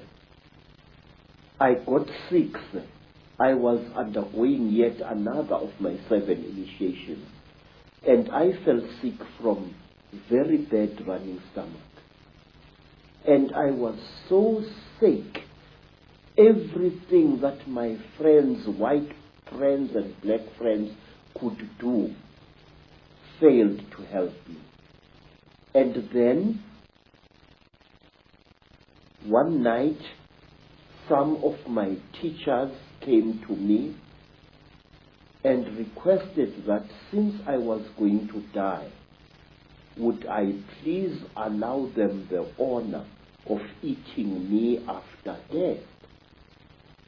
Now, say, it's a very good thing to be invited to a dinner, but not when you happen to be part of the menu. And I recovered so quickly that I escaped from that area in one of their ramshackle buses, and I never went back. Thank you very much. Fear can be a wonderful medicine sometimes, and it was with me. Do you think, Credo, that those senses that you experience, that really heightened sense of everything, of oneness, of whatever, are the very senses that the Chittahuli have manipulated out of us? I do think. I do very much. They were senses like no human being possesses. May I add, no human being possesses anymore. They It was as if at one time, sir, a voice was speaking in my head, a very amazing voice. And after that, my powers of prophecy were intensified. This is what I think. We human beings are holier and more wonderful than we think we are. And I feel we lost something at some time in the course of our development, or shall I say, in the course of our manipulation. Credo, this is fascinating information, which I'm sure many people in the UFO research community will be very, very interested in. That is that these grey extraterrestrials, or grey figures, whatever they are, don't actually really look like that. They're almost in disguise. Yes, sir, they are. And I will tell you what. Grey aliens have died in various parts of Africa. They have been killed, and they are very, very quick to recover the bodies of their friends, which have fallen out of their crashed spacecraft. But sometimes African sangomas steal these bodies before they can be recovered. And believe me, sir, I have heard and I've seen that butchering a corpse of one of these creatures is extremely hard work. What you think is the skin of the creature is actually a tight-fitting costume that the creature is wearing. Under this grey costume, the creature, say, is pinkish white, like a freshly skinned animal, and its eyes are round with split pupils. These are goggles which the creature is wearing. Now, how do I know that? In order to dismember a creature like this, incidentally we call them Mandindane in Zulu, which means the tormentors, the torturers. In order to dismember a creature like this, you need a brand new axe from the trading store, a heavy axe sharpened to a razor's edge in order to cut through the creature's skin. The creature's skin, sir, is not adhering to the flesh. You know, my skin is clinging to my flesh, yes? But the creature, there is a gap between the creature's flesh and its supposed skin.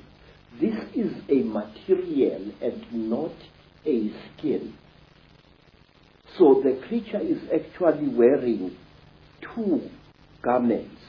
It's wearing a completely skin-tight garment which covers its entire body. And it is wearing an overall along these lines. Very often there are no gloves. And here, to cut up a mandindane, you need very, very sharp iron. And you have got to be a strong person even to reach its flesh. But once you have cut through the cover, the close-fitting covering, you can just open the whole thing and see the dead creature's flesh underneath it. Is that Chilean? Yes, sir. It is. I will tell you how the creature looks like without its grey skin. It is like certain types of tropical fish. It's like the belly of that type of fish that is fried in South Africa to make fish and chips. That grey fish, that long grey fish. The texture of its real skin is like that. But the blood vessels are very close to the surface. In fact, not so long ago, Mr. Icke, right here in South Africa, several hundred school children, some black, some colored, were terrorized by a creature they called Pinky Pinky, a creature which looked as if it had been skinned alive. That was a Mandindan without its skin or costume. It's interesting when you're talking about the black eyes of these greys being a cover for something, and then you have the stories of the men in black who seem to interact not very positively, to say the least, with people involved in UFO and UFO investigation and stuff. And these men in black have these black goggle-like sunglasses, which are almost a mirror of the same. Exactly so. But let me tell you that over the last 100 years or so, the men in black have become westernized, in Africa at least. In old Africa, if you killed a Mandindan, one of these, you were visited by terrible beings who wore long black robes made of animal skin and deep hoods over their heads. And these creatures used to wear white masks with very, very terrible looking black eyes painted on them. They were called Izilo Zengubo, the beasts of the blanket. And may I tell you that these terrible beings, our African version of the men in black, used to play an important part in the choosing of certain kings in South Africa. That is one of the stories that I wish to tell you in greater detail one day. Whenever you have harmed a Mandinda, you received a visit from men in black. And one of my uncles was a night watchman just after the Second World War.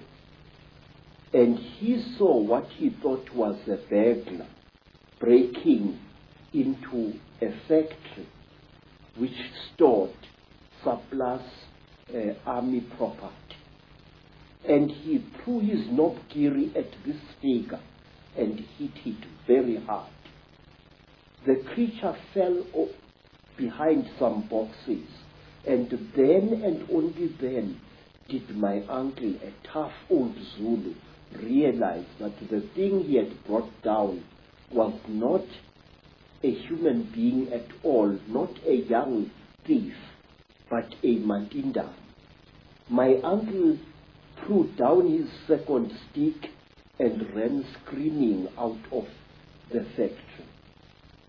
And not long after that, because my uncle had taken from the creature what he thought was its bag, he took the bag with him to Alexander Township after he had run out of the factory.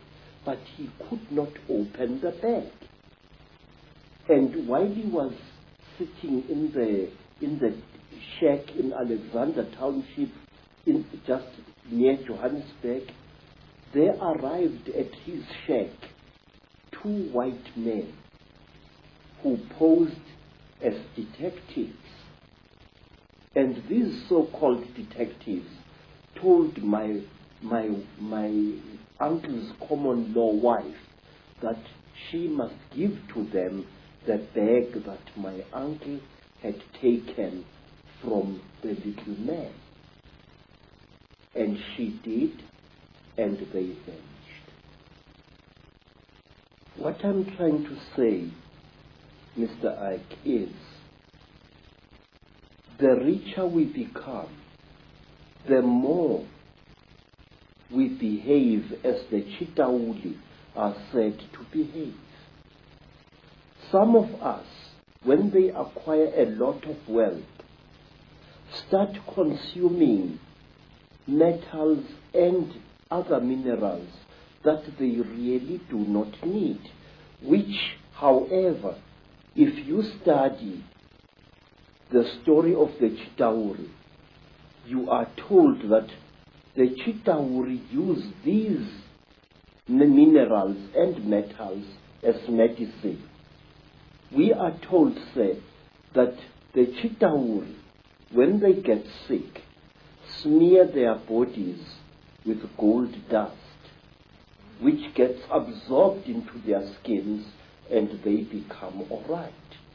May I point out, it was once the custom of the Munumutapa kings of Zimbabwe, the men who built the Zimbabwe ruins, that on certain rising of the day star, the priest king would be smeared from head to foot with gold dust, and sometimes he was ritually sacrificed on the top of the wall of the Zimbabwe fortress.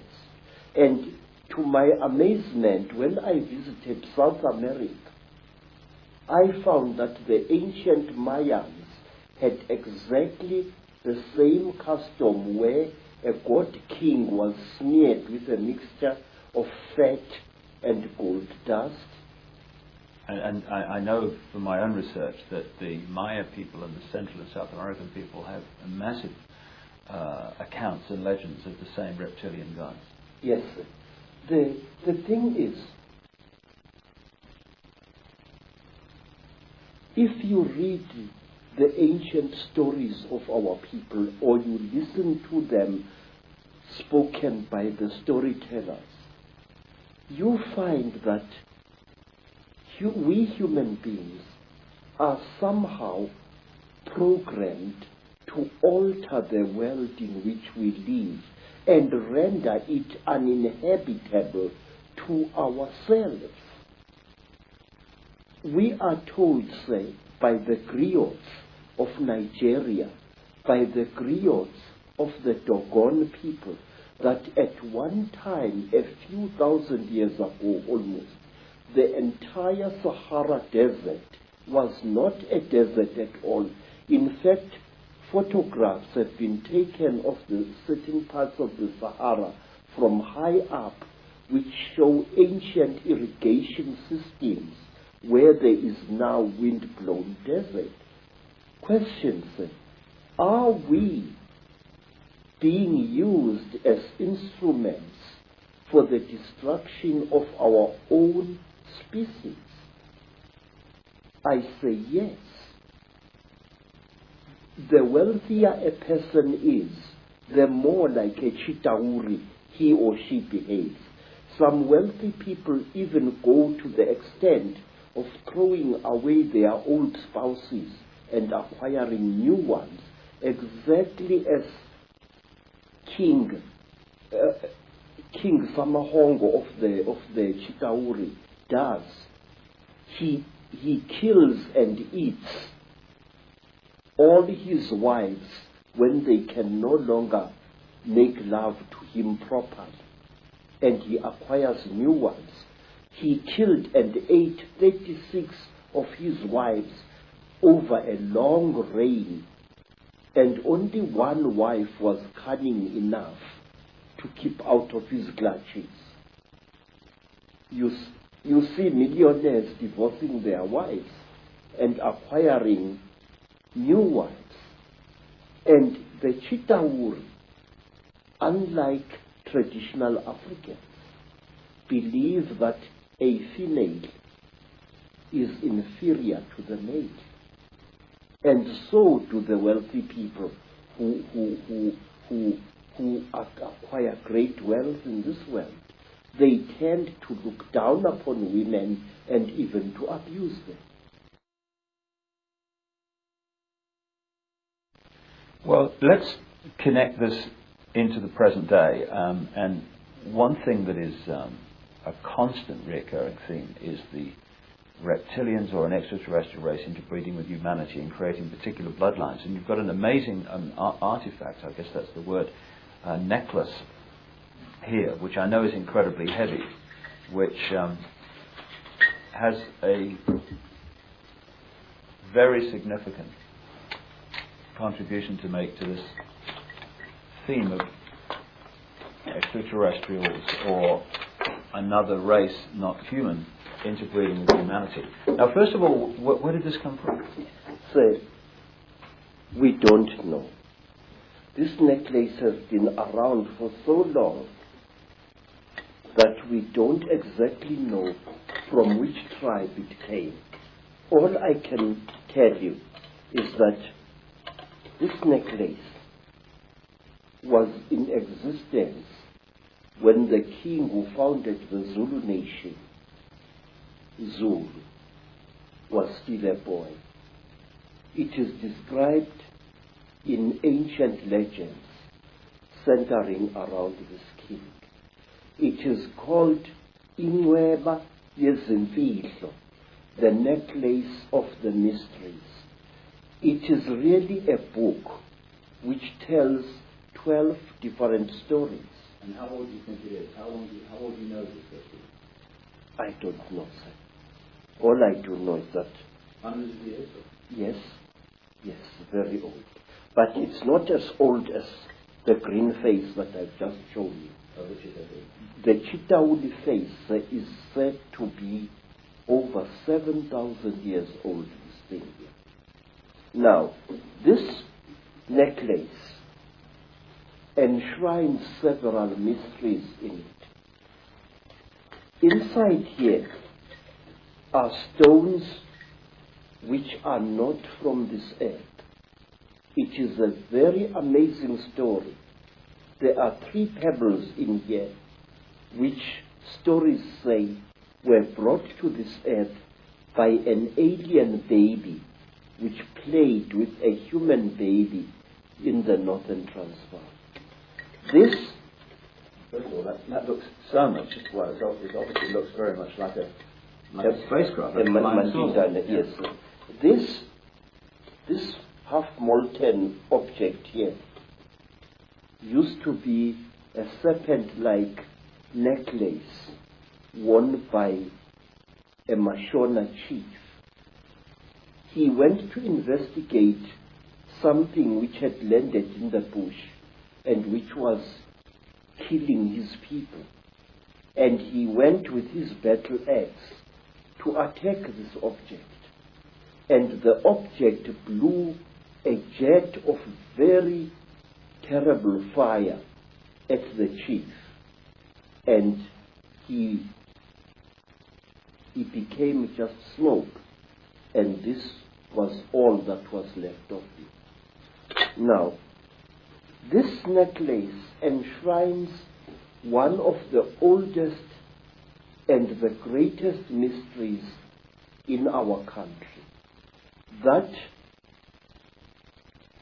the god beings which we call by the name Chitauri and which are called Zishwezi or Imanugela in the languages of other tribes throughout Africa. These gods came down to the earth in great vessels made out of gold, and they united with female human beings to create a race of kings and queens on our earth. There isn't a tribe, Mr. Icke, anywhere in Africa. And when you return to South Africa, I will ask you to investigate this very closely. There isn't a tribe anywhere in southern, central, western, and eastern Africa which doesn't claim that kingship was a system that was brought down from the sky by gods who either traveled in swings, as the pygmies of Zaire say, or who came down in huge vessels which were shaped like bows, vessels made of gold, vessels bigger than mountains. I wish to share these things with you, sir, as briefly as I can. The Zulu people believed that they originated from space, and their name Zulu does not mean sky, but rather interplanetary space. And the word Zulu also has to do with traveling. For example, if I say to a child, you are getting about, you are moving from village to village lazily, I say, uyazula wena. Now the word Zula, which is used to refer to Zulus, sometimes contemptuously, in Zula, means really a traveler, a voyager, somebody moving from place to place. Where? In the Izu.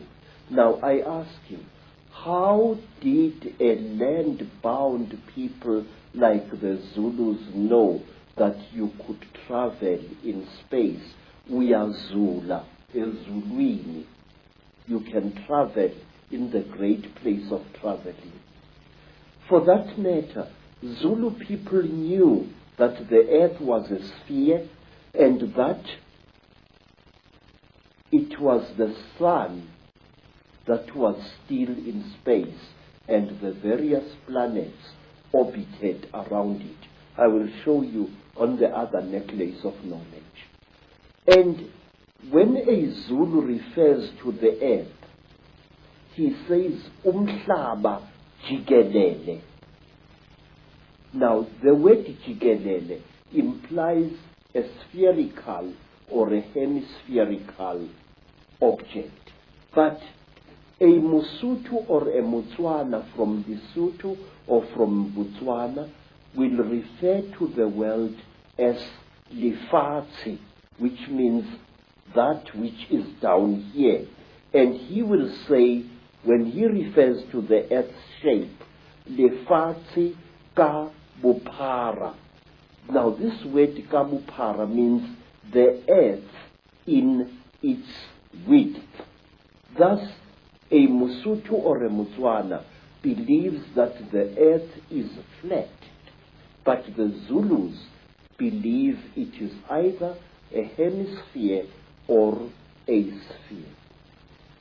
The Zulu people were the first people to know something that is now attributed to Albert Einstein, namely that space and time are one and the same thing. Zulus knew that long before Einstein was born. They said that one other Zulu name for space is umkhati. Umkhati. U-M-K-H-A-T-H-I. Umkhati. And they called time isikhathi. So you can see, sir, that Zulus, supposedly a nation of skin-wearing primitives, were aware of the fact that space and time are one and the same thing. And further, that if you could find the river of time, you could travel into the future and into the past. And many are the ancient legends which are told in Zululand of a man who traveled through time and accidentally killed a young boy who turned out to be himself in the past, and so he no longer existed. there's an indication on the necklace, I know, around the back that the Earth is round. One of the symbols is indicating that, or a sphere. Yes. But I wonder what you think, Credo, of what is taught to children and students all over the world, in the universities and the fancy academic centres, that actually we are now at the cutting edge of human evolution in terms of technological knowledge and knowledge of the world and the universe, and in fact back in the ancient world, in Africa and North Africa and all over South America, they were just a primitive people. Please, that is a lot of poppycock. In fact, in my long investigation into our past, I can tell you proudly that our ancestors were 20 times cleverer than we are. What I feel and what I think is that in the past, human beings were cleverer than we are today, and that human beings knew more than we know now. We are not progressing, Mr. I. We are simply rediscovering things that were known by better men and better women than we are thousands of years ago. I wish to offer you proof of this, some of it at least. Say, there are things that I have found in my travel through the world, things that prove to me that our ancestors were highly advanced in chemistry. Our ancestors had become so clever that they could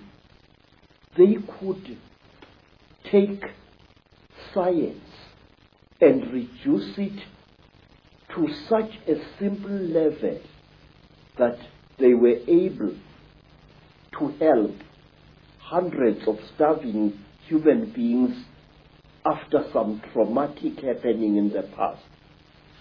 Let's concentrate on some of the images on the necklace and the symbols, because that leaves no doubt that a lot of knowledge has been around for a very much longer time than we are ever told. First of all, on the hand, I'm seeing the eye. Now, the all-seeing eye and the symbol of the eye is one the Illuminati use all the time. And it's one, of course, that was a very big symbol of ancient Egypt, the Eye of Ra and what have you. Why is that eye there on that hand? That represents the terrible eye of the Chitauli, the eye which sees everything, the eye which knows everything. It is said that when a Chitauli dies, he passes his dead eye onto his next of kin. And to the Chitauli, an eye is a very, very powerful symbol. This is the eye of the Chitauli. But there is more to this thing. Here there is a hole that goes right through the copper. Now, if you put water in that hole, you end up with a simple magnifying microscope, and you can see gems through that water. The magnification is amazing. The great symbol that's pointed out again and again on the dollar bill, which is on the reverse of the Great Seal of the United States, yes, put on there by the Illuminati, a president called Franklin Delano Roosevelt, is the all-seeing eye. And so is it your understanding that the all-seeing eye, when it's used by the Illuminati, represents this third eye of the Chetahuli? Yes, I do. I really am sure of this. Why? Because in Africa, even ordinary human eyes are regarded as very powerful devices of magic. If an African shows you respect, he mustn't stare at you, but he must stare at a point beyond one of your shoulders. Now, we call this Hlonipa, which means deny me your eyes. We believe that when emotionally roused, an ordinary human being can inflict great damage on another human being by the unseen fires that emanate from one's eyes. We believe that a Zulu warrior must never allow his dying enemy to look at him. For example, when a Zulu was killing an enemy, he used to cover that enemy's face with his shield to prevent the enemy looking upon him with his eyes and putting a curse upon him. It's interesting, people who experienced the Chetahuli, the reptilians, in relationship to the British royal family and others at various rituals, have said that at the point of sacrifice, the point of death in the sacrifice, that these reptilians stare into the eyes of the person dying, which would kind of fit why those warriors were very concerned about that. Yes, sir. What are they doing then? We have got a ritual, sir, which covers many fields. A ritual which is called ukuthatha umoya, taking away the soul, where when a king is dying and he is fighting to pass on his knowledge and his courage to his successor, he would demand that the successor should stare heavily into the dying king's eyes. And also, when a creature is being sacrificed in Africa, whether it's a human being or an animal, that creature must be stared at by the sacrificer so that its spiritual characteristics are drunk in by the one sacrificing it. I have seen many times on hunting expeditions in Kenya, Tanzania, and other parts of Africa, when a lion is just about to breathe its last, the hunter, one of the hunters, will stare into the lion's eyes until the lion's eyes start glazing in death. It is drinking in the soul. We believe that the eyes are not just for seeing, that they are for taking as well. Now, on the hand here is what looks like the symbol of the constellation of Orion. What's the significance of that? Say, people throughout Africa believe that the original human beings either came from Orion or the gods for whom read the Chitauli and many other alien nasties actually come from that constellation. We call it the constellation of Umhambi, the one who travels very, very far away.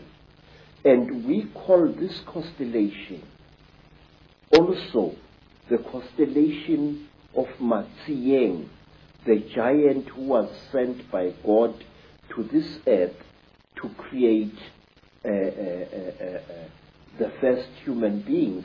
Matsieng was accompanied by a male lion with a very black mane, and he was also accompanied by his dog. And he traveled throughout the world. He first created the first race of human beings, and they were so stupid in appearance that he buried them alive in a cave, and then he created the next race of human beings, which was clever, and we are the descendants of that race. Also on the hand is what we would call today the Star of David, which of course is not actually a Jewish symbol. It started being used quite relatively recently in that sense, but it's actually a symbol that's been found all over the ancient world. What's the significance of that being on the hand? There are several interpretations of this very powerful magical symbol. We say that there are actually two universes living side by side. A female universe, which is our universe, and a male universe. And to Sanusis, these two triangles, a triangle facing downwards represents the descending female principle, and a triangle going upwards represents the rising male principle. It is a symbol of the unity of the feminine and the masculine. It is in fact the symbol, a very important symbol of duality. Is this the kind of shape of spacecraft, etc., or flying craft that the beings from other planets were supposed to have flown in, or not? No. This, you see, there are various shapes. There are spacecrafts which are shaped like boomerangs or bows. These are very, very, very big. Then there are spacecraft which are shaped like pipes, like huge pipes roughly pointed at either end. And out of those huge pipes come these little things here. They are carried inside these huge pipes. Yes, sir. Now, we could talk about this fella. Yes. First of all, the penis and all this stuff, that relates, I would have thought, to the penis of Osiris in Egyptian legend, and the same recurring theme. Would that be along the right lines?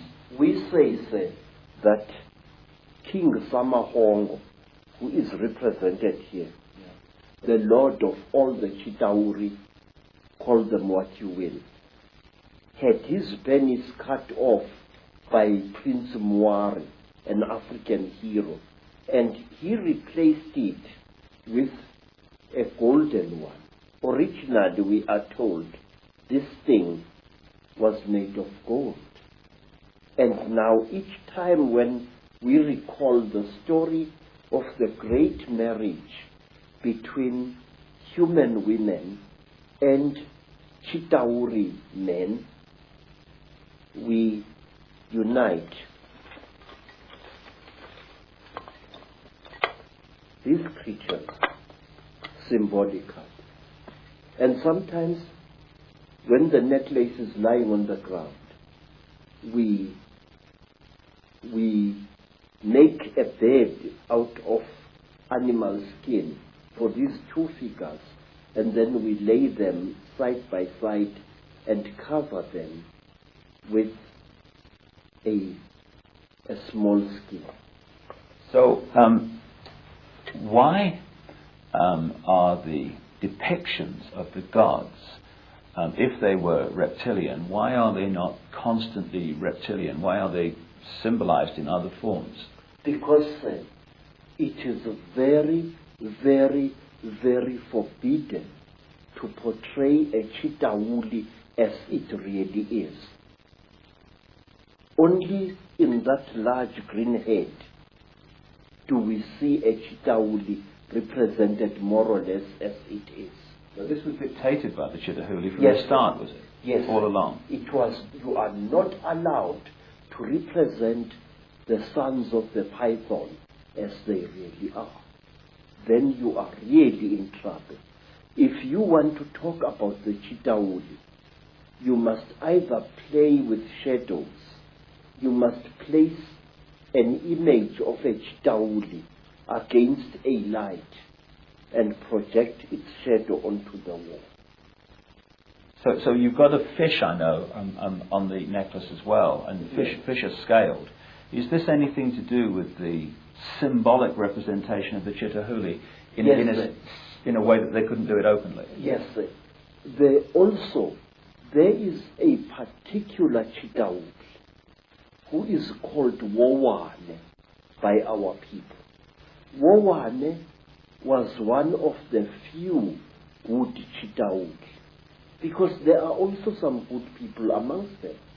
And Wowane had a brother called Mpangu. According to one of the great stories, there erupted a terrible war on the red world where human beings had originally been created. And this war was between men and women. Yes, sir. And in this world, men and women nearly decimated each other. But they were rescued by the Earth Mother, who sent a great Nganyamba, that is, a great dragon, to come out of the sky, to take them into its stomach, and to bring them down to, not to our earth, to a beautiful watery world near the star of the red dog, Injebomvu, which the white people call Sirius, the star of anger. There, the human beings were settled, but human beings started eating creatures which they found in the sea, which they thought were fishes, but which were really human beings. Human beings, we are told, started eating the Chitauli who lived in the sea, according to one story. And the Chitauli fought back against human beings. They attacked them with tornadoes, they attacked them with tidal waves, and the human race was nearly wiped out. And then two brothers, two Chitauli youths, Mpangu and Wowane, took pity upon the human race. And they went into the sky and looked for a great egg. And they hollowed out this egg, emptied its contents out, and brought the egg to that world and loaded the surviving human beings and brought them to our world here. We say that Wowane gave us the power of kingship. He brought it out of the sky. And if you notice, in many parts of Africa, ancient kings used to wear a wooden helmet with golden horns. It was true in West Africa, and it was true also in Southern Africa in the great Munumutapa Empire. The horns representing the Chitauli. Yes, the power of the Chitauli. Because to a Chitauli, horns are not just for goring other Chitauli as oxen gore each other. No. Horns are a symbol of status. And through its horns, a Chitauli is able to communicate with human beings far across the face of the earth. So the horns were like antennae then? Yes, they were instruments of projecting power. In fact, it is said by storytellers that King Samahongo punishes those Chitauli who show mercy to human beings by pointing at them so that both their horns fall off their heads. And the Chitauri is therefore unable to direct human affairs through his or her horns. It's also interesting that the descriptions of the Chitauli, with the horns and sometimes the tail and stuff, is very, very close to how Christians and those sort of stories have depicted the devil. Yes, sir. And one thing that interests me is this. that depictions of the devil have subtly changed over the centuries. But there is a difference now. First, originally, the devil was depicted as a hook-nosed creature, like a caricature of a North African Moor. That was at the time when the Europeans were fighting the Moors as well as the other Arabs during the Crusades. Many depictions of the devil then show the devil as having a hooked nose. And then later, somewhere in the 19th century AD, the devil was depicted as an African with a snub nose, thick lips, and very dark skin. But what amazes me is that now, more than ever before, the devil is represented as a Chidaudi. What concerns me, sir, is this, that these alien creatures are now about to reveal themselves, and they are making us aware of how they look like. If you look, for example, at bioscope films which were made in the 1950s, the 30s, and so on, depictions of space aliens of that time are ridiculous, very laughable, but not anymore, sir. Today, we are having films that depict the grey aliens exactly as they really are, and the Chitauli exactly as they really are. My question is why? Are we being prepared for a major event? And let me share this with you. The group of American people who came to visit me a week or so ago and who left a rather unveiled threat about me shutting up or else my wife will die, who warned me about a certain creature called Eleazar or Melchizedek, that this creature is watching me. These people said this, that on Lake Titicaca there is a hidden beam of light coming from the sky onto the surface of that South American lake, and that on the 9th of September 1999, something very interesting is going to happen at Titicaca. Now, I'm interested to know what this is.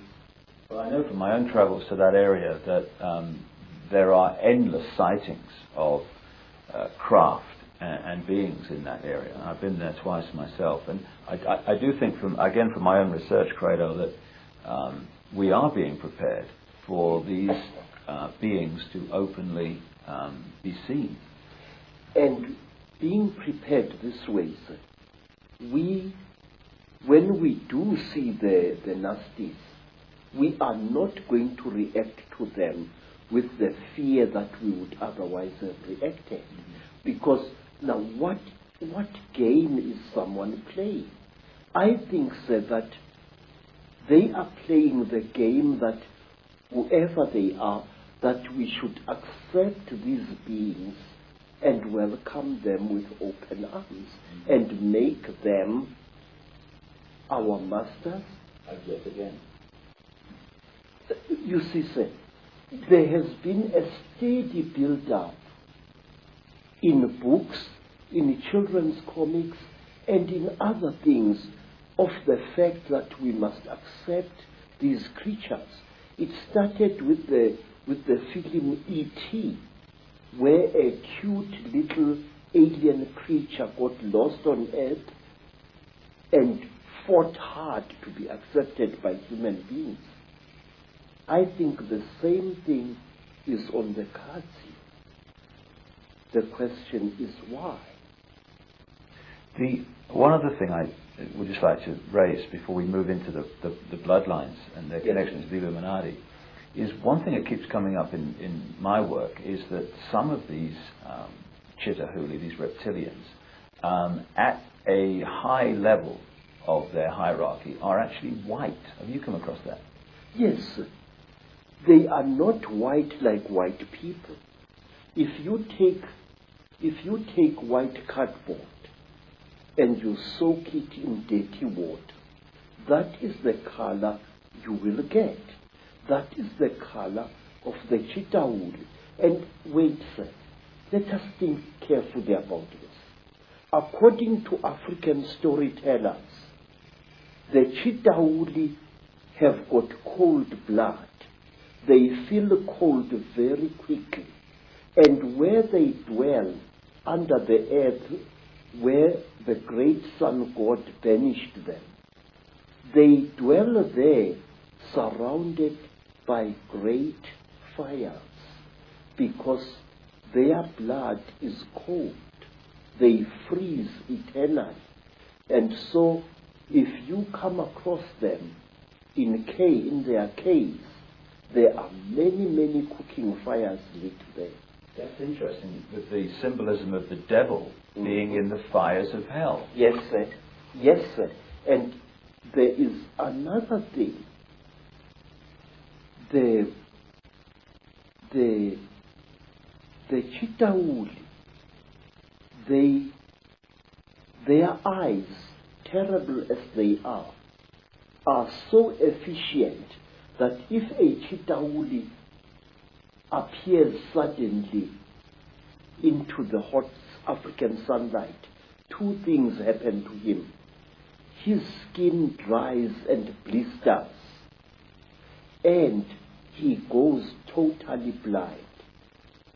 In fact, sir, there have been a strange race of aliens which have been seen in Africa, even by white people, which I think are actually Chittahuli. When you run and the thing chases you, it stops immediately when a car's headlights hit it and it becomes blind. Another thing, sir, we are told amongst our people that a Sangoma must always have a bogo. This is a sharpened wooden stick which he or she must carry at night. We are told that a sharpened stick is the only weapon by which you can kill a Chittahuli. Well, of course, again and again as you speak, what comes to mind is the story of Dracula. Count Dracula, the stake in the heart, the blood drinker, the blood drinking, which is precisely what this Chittahuli and their crossbreeds seem to be into. But it is not just any wood that you must use against a Chittahuli. We believe that Rhodesian teak, a wood which has got a strange bitter taste, is the one type of wood that is poisonous to the Chittahuli. And down there, you see a long stick that I am carving in preparation for the year 2000. I might not be alive to see the year 2012. But this sticks, which I've been working upon for the last 5 years, is going to be the one stick which my successor will carry, and it will end in a sharp point. This wood, Rhodesian teak, is the wood that we say can actually kill a Chittahuli. And where the Chittahuli are found, you find rhodesian teak or any other teak trees either being felled in large quantities or being pushed over by elephants. May I point out to you, sir, that many of the trees that are being destroyed in the Amazon jungle and in the Southeastern Asian jungles, as well as in the African jungles, are teak, the one wood that the Chitauri fear. And while on the subject of wood,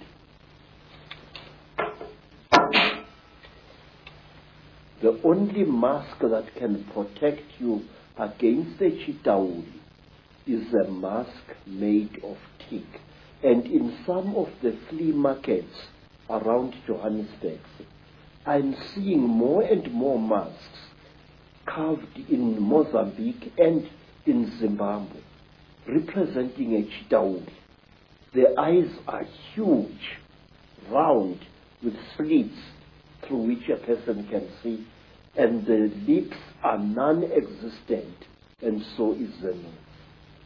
I've seen hundreds of such masks being sold by curio sellers in the streets. One of the other things that comes up in terms of the way they look is the domed head.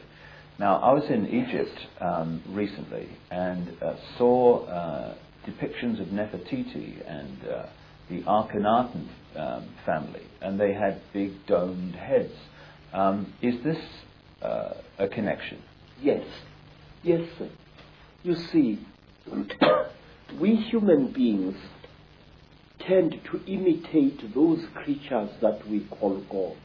It's going on even now.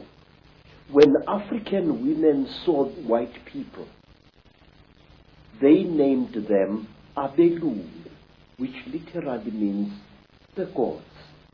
And today, in America and in Africa, black women and some black men are going out of their way to give themselves hair which is European and not African in character.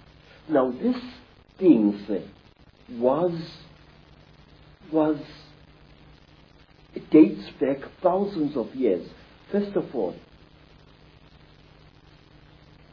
the one race of the Chitauri, the ones that are called Nomo or Nomo by the Dogoni people, are depicted as having beard-like growths of the same type that look like the beards of Egyptian pharaohs.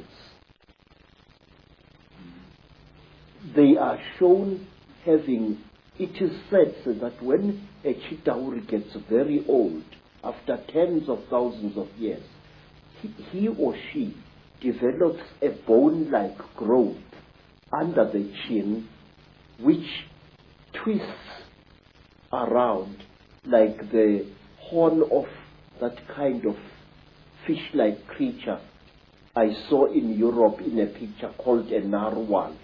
And this thing curls up this way. Now, Egyptian pharaohs used to wear beards like that. And some African kings wore beards like that, real beards or even false beards made out of ivory or out of the tusk of a warthog. And there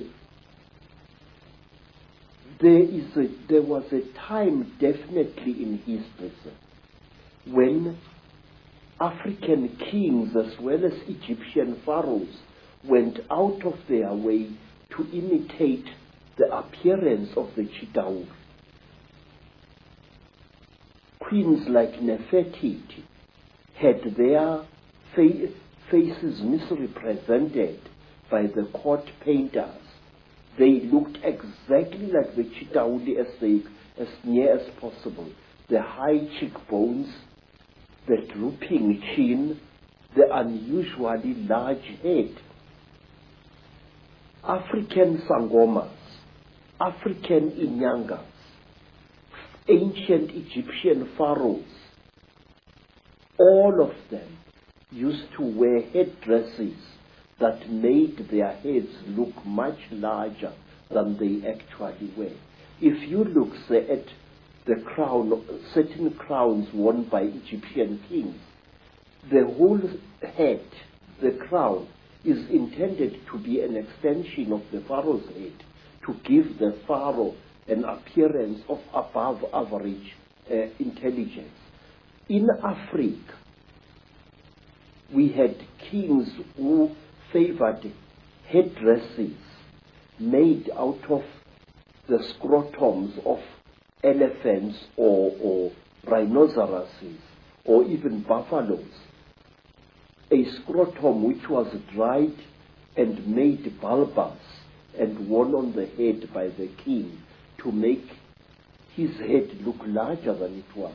And lastly, in ancient Greece, at the time when Greece reached the great heights in its culture and civilization, the great ruler Pericles used to wear a special soldier's helmet with a bulbous skull, a helmet which made his head look much bigger than it really was. Do they still do that today? Are there still African traditions that do that today? Yes, sir.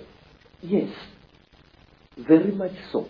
And in America, some Native American shamans used to wear a special head made out of the head and the horns of a buffalo, which also made the man's head look bigger than it is. Say, popes, the Pope in Rome wears a hat which is intended to show him as having a brain bigger than average. That crown which has got three crowns, one on top of the other one. And now, bishops, especially in the Greek Orthodox Church, they wear crowns like that. And the Tsar of Russia, one of the Tsars, wore a bulbous crown which was in two sections, which made his head bigger than it really was.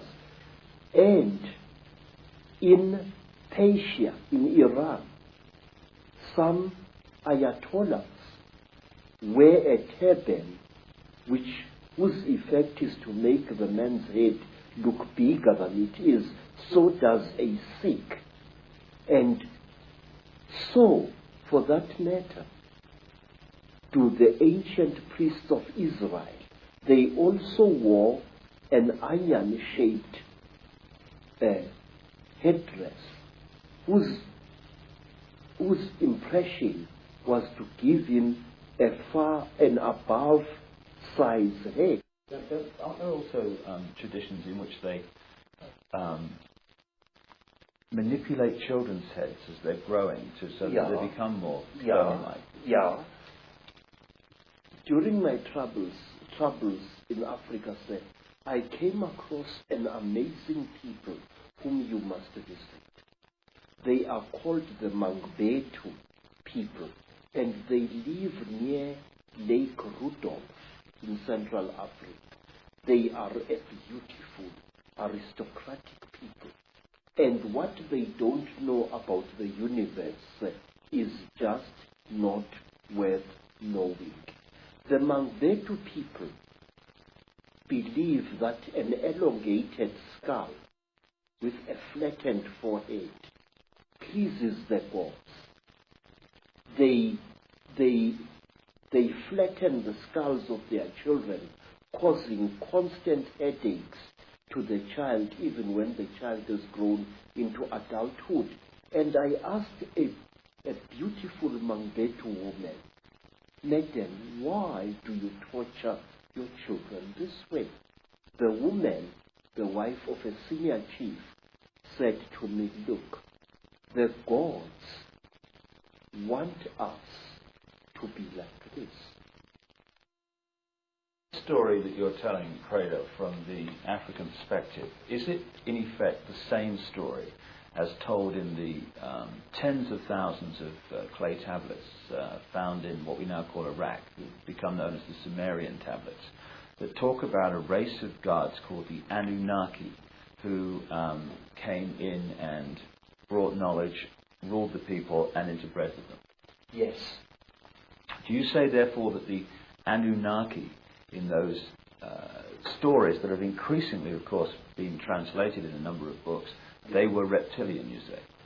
Say, all I do know is this, that here in South Africa, amongst the Xhosa people, amongst the Zulu people, there are beings who are very revered even now, and they are called Amanuna or Amanono.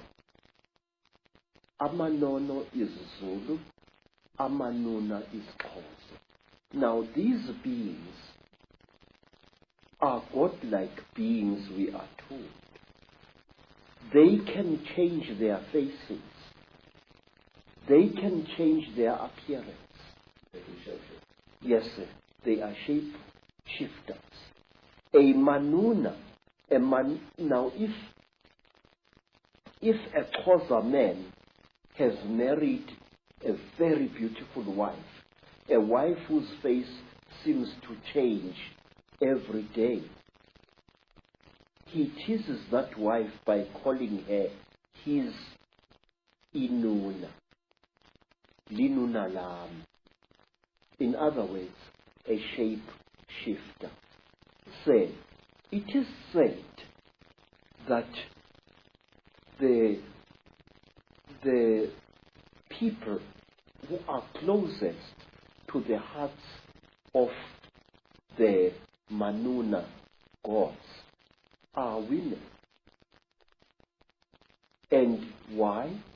Because the women give to the Manuna the power of, they worship the Manuna, they hero worship them, which explains why Nefertiti wanted herself to look like one of them, and her children too.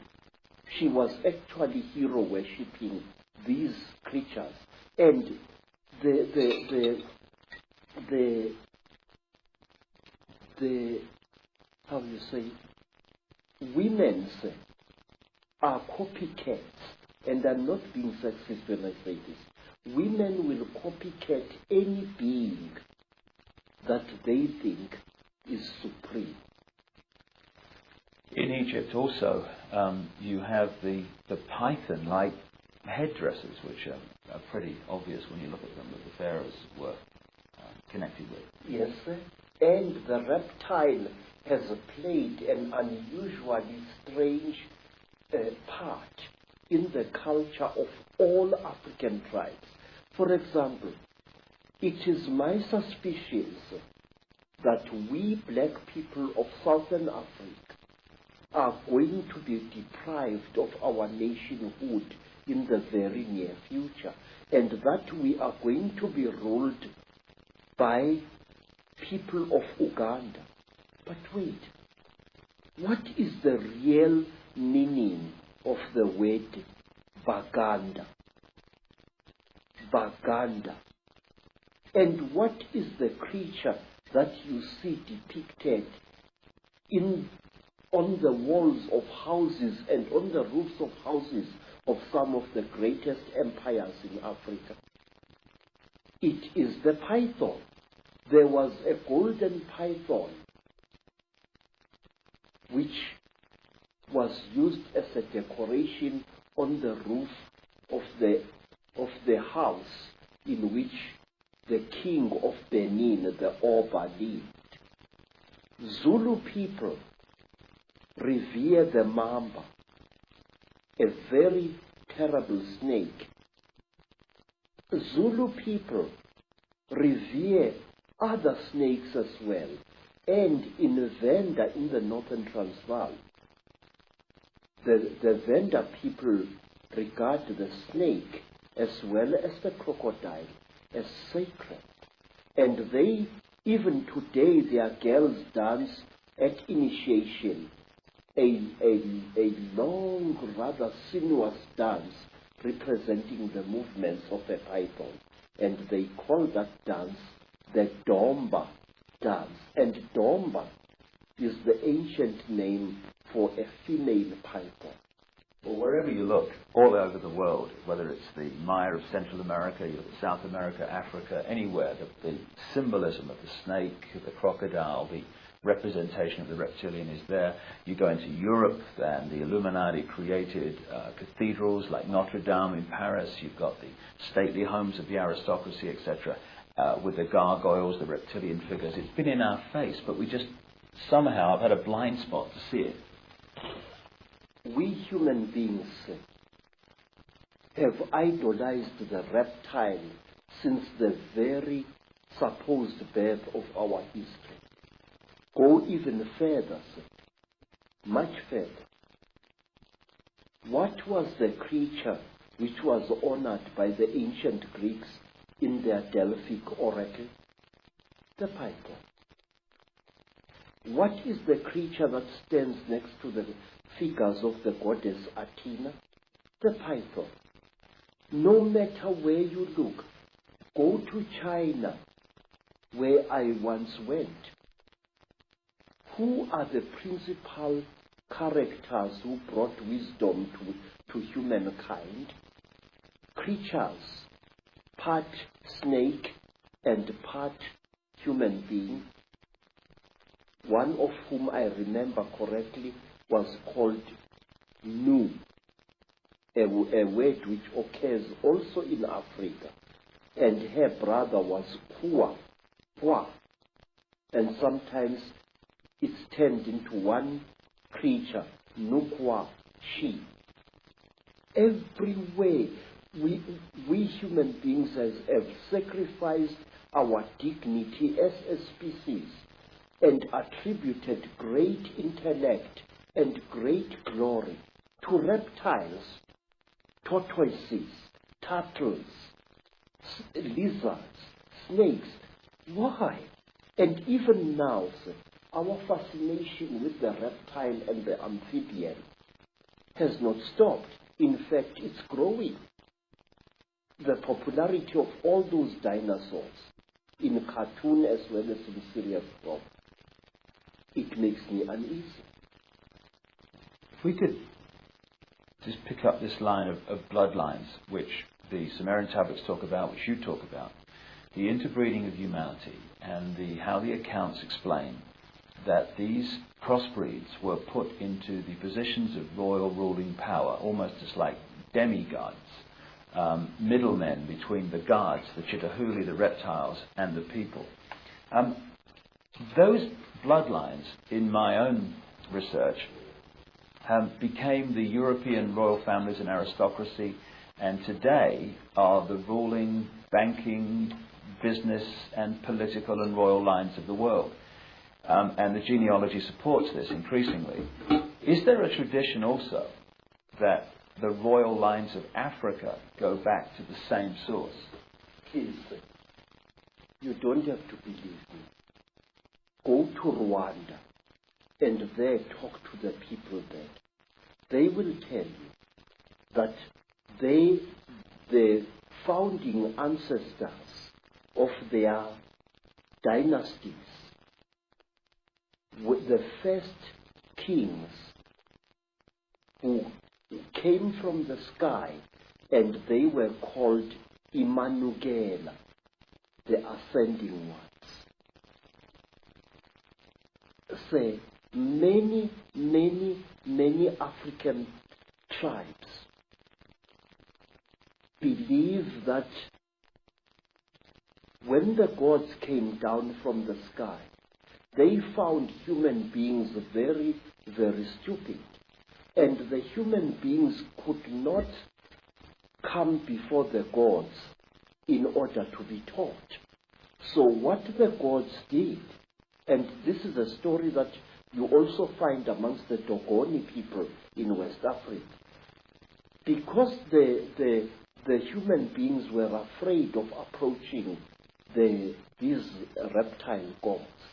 The reptile gods cold-bloodedly slaughtered one of their number and shed out its flesh with a specially gathered crowd of human beings. And these human beings then became the ancestors of our first great kings. Now, sir, African kings jealously guarded their blood. If the royal lines of Africa claim descendants from the same source, basically, have those lines interbred as obsessively as the European aristocracy and royal family, and not bred outside of those lines? Yes, sir. Royalty had to marry royalty. That was one of the strictest laws in ancient times. Which is obviously where we get the term the divine right of kings from. It's not actually God, it's actually the gods. Yes, sir, yes. Royalty intermarried with royalty. You were not allowed to take a commoner as your senior wife if you were a king. You could take commoners after your senior wife. Once the genetics has been achieved.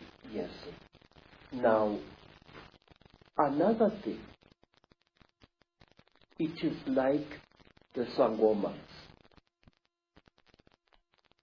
Very, very strictly speaking, a Sangoma who was sometimes viewed as a king or a queen was not allowed to marry outside her caste or his caste. Sangoma had to marry Sangoma, otherwise the non-Sangoma blood would pollute the god blood inside the Sangoma.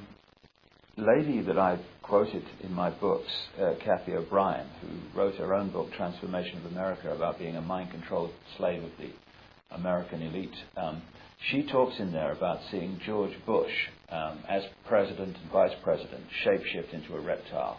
And so many other people have told me this story of world leaders today changing into reptiles in front of their eyes and then changing back again. And Miguel de la Madrid, the president of Mexico at the time of George Bush, said to Kathy O'Brien, and she quotes in her book, that a reptilian extraterrestrial race interbred with the ancient Central American people because they needed to create bloodlines through which they could operate. Yes. And he said that these bloodlines were, in effect, today's world leaders. Does it fit with your knowledge, Credo, that the royal lines of the Chitahuli reptilian human interbreeding that become the demigods and the royal families, etc., that they have gone on in Africa, as well as the rest of the world, to become the ruling lines and the ruling people of these countries? Yes, many of them have.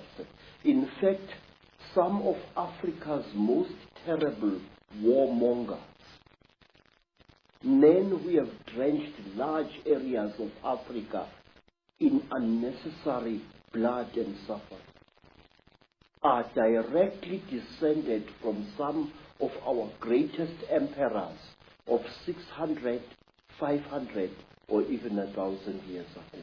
This is the American president. Say, I would like to tell you about a man called Jonas Savimbi. Jonas Savimbi is a descendant of some of the greatest Angola kings. In fact, the entire land called Angola was a breeding place of kingship in Africa. The word Ngola means a king, and Angola means land of many kings. I must say, the way that the evidence that I'm uncovering is going, and it's going there very fast, and it syncs so much with what you're saying, is that a race from the stars, a reptilian race, interbred with humanity, they created crossbreed bloodlines, which became the middlemen, the demigods, the royal kings and lines and ruling power in the ancient world, and through interbreeding has become the presidents, the ruling people at the top of the power structures of banking, of politics, of the military, of all areas of our lives, of business, all of it. Is that the way that you have seen it yourself? Yes, sir. You know, Mr. Icke, I wish for one moment I could contradict you. But for the last 40 years, I have observed an extremely disconcerting phenomenon in South Africa and in other parts of Africa as well. And this is the phenomenon.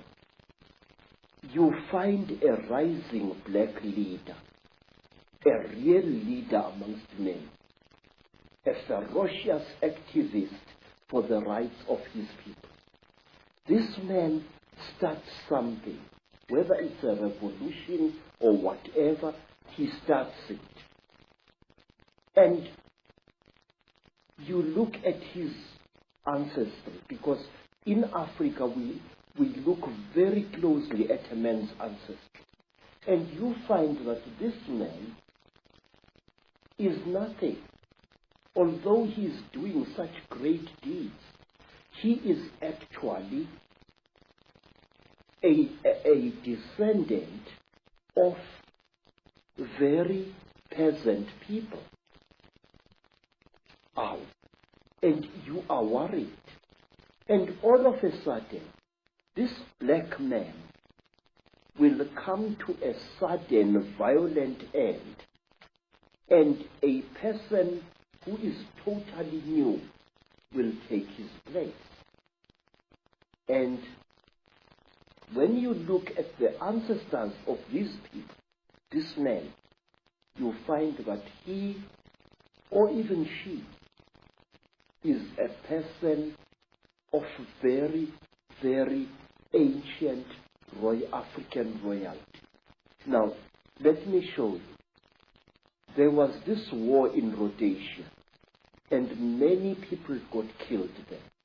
And there was a very fierce and dedicated general. His name was Tongogara. And Tongogara fought in Rhodesia. And just when victory was won, Tongogara was killed in a terrific explosion. Somebody put a bomb thing in his car and killed him very badly. But wait, Tongogara had been a descendant of a blacksmith.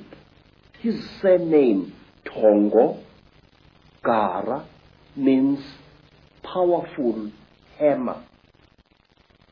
Now, who replaced Tongogara?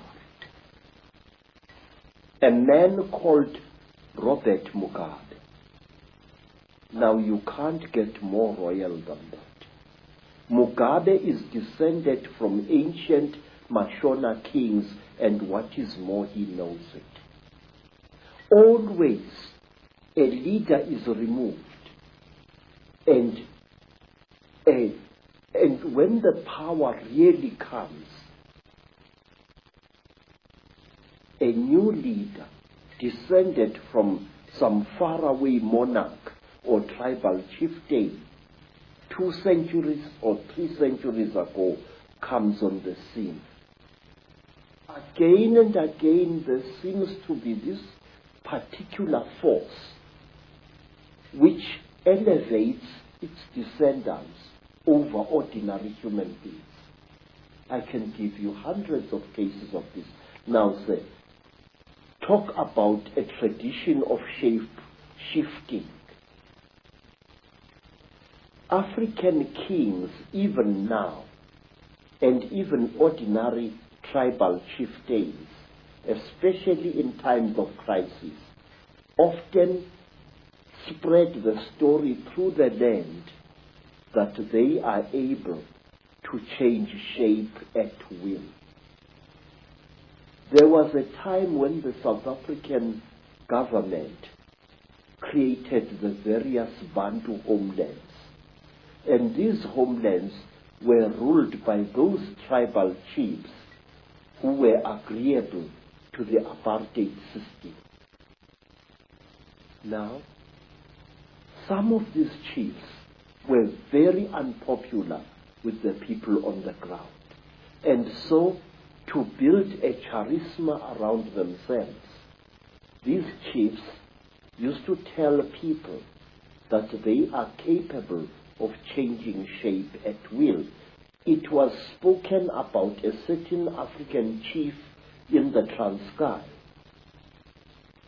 who became one of the first rulers of one of several black homelands there, that one day his enemies were looking for him to assassinate him, and when they broke into his house, they found a huge lion sitting on the floor, and this lion growled at them.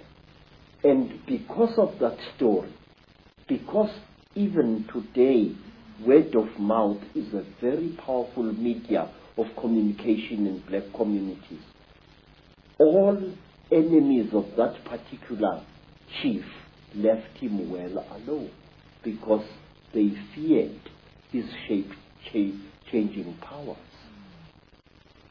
The final question on this particular video, Credo, because we've got a lot more to say on others. Why is it that if the Chitahuli are all around us, which I certainly feel they are, and they're operating certain bloodlines, now some people see them shapeshift. That's absolutely without doubt. I mean, so many people I've met all over the world have seen it. Into reptiles and then back again, the George Bushes, the Henry Kissingers, these key people. Why don't most people see it? First of all, I have said to you, Mr. Icke, that we human beings have got a blind spot in our brains, and this is what the Chitahuli and other alien nasty boys are exploiting. Look, sir, if we are a crowd and we are standing on a city street, we will see a man suddenly grow an extra arm. And many of us will see that, but will refuse to accept what they see. I have seen, sir, people going through severe trauma in train accidents, in car accidents, but they refuse to accept what they went through. I have seen women who have been raped several times, ferociously refusing to admit what they underwent. I've seen it many times. And these alien creatures know our weakness. They know that very often we human beings tend to censor what we see. If you are an educated professor and you see a spook, your educated mind will refuse to accept what it is seen. You will reject it and throw it to the back burner of your brain, and it will stay there. Hundreds of us see very strange things every day, but we refuse to accept what we see. Say, one of the things that a trainee Sangoma has got to learn, it is the ability to see. If I am standing here and looking at that bush over there, and I see something odd there, I must know what I've seen.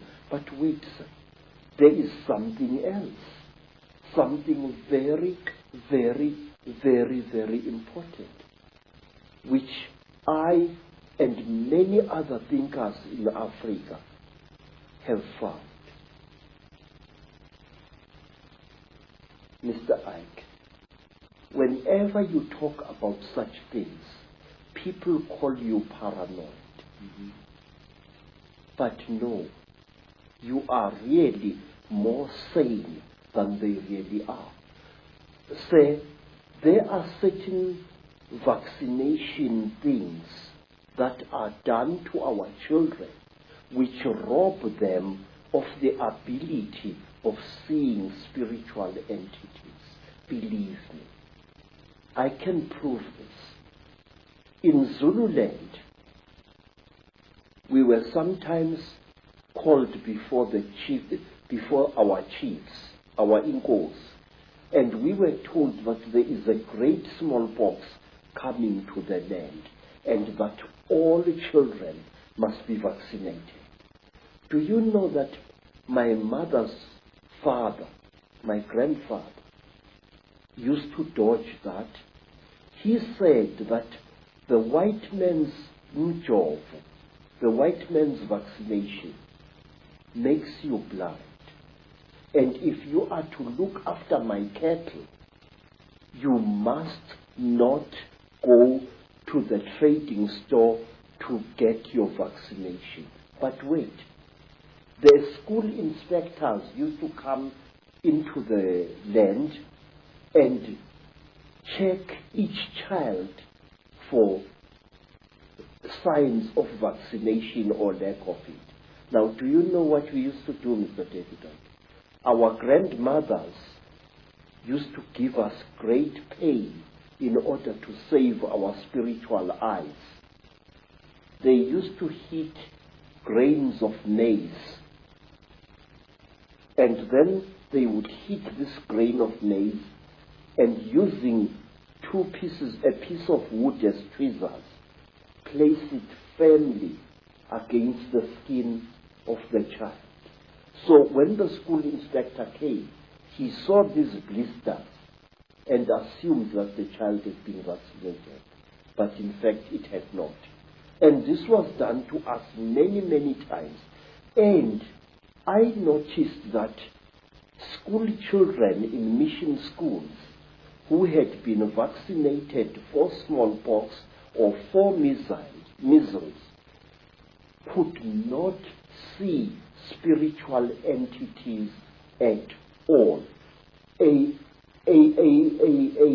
ndondo, that is a flying saucer, a sputek, would fly through the sky at great speed and be seen by many men and women. But the child who had been vaccinated would see nothing. And I noticed this hundreds of times.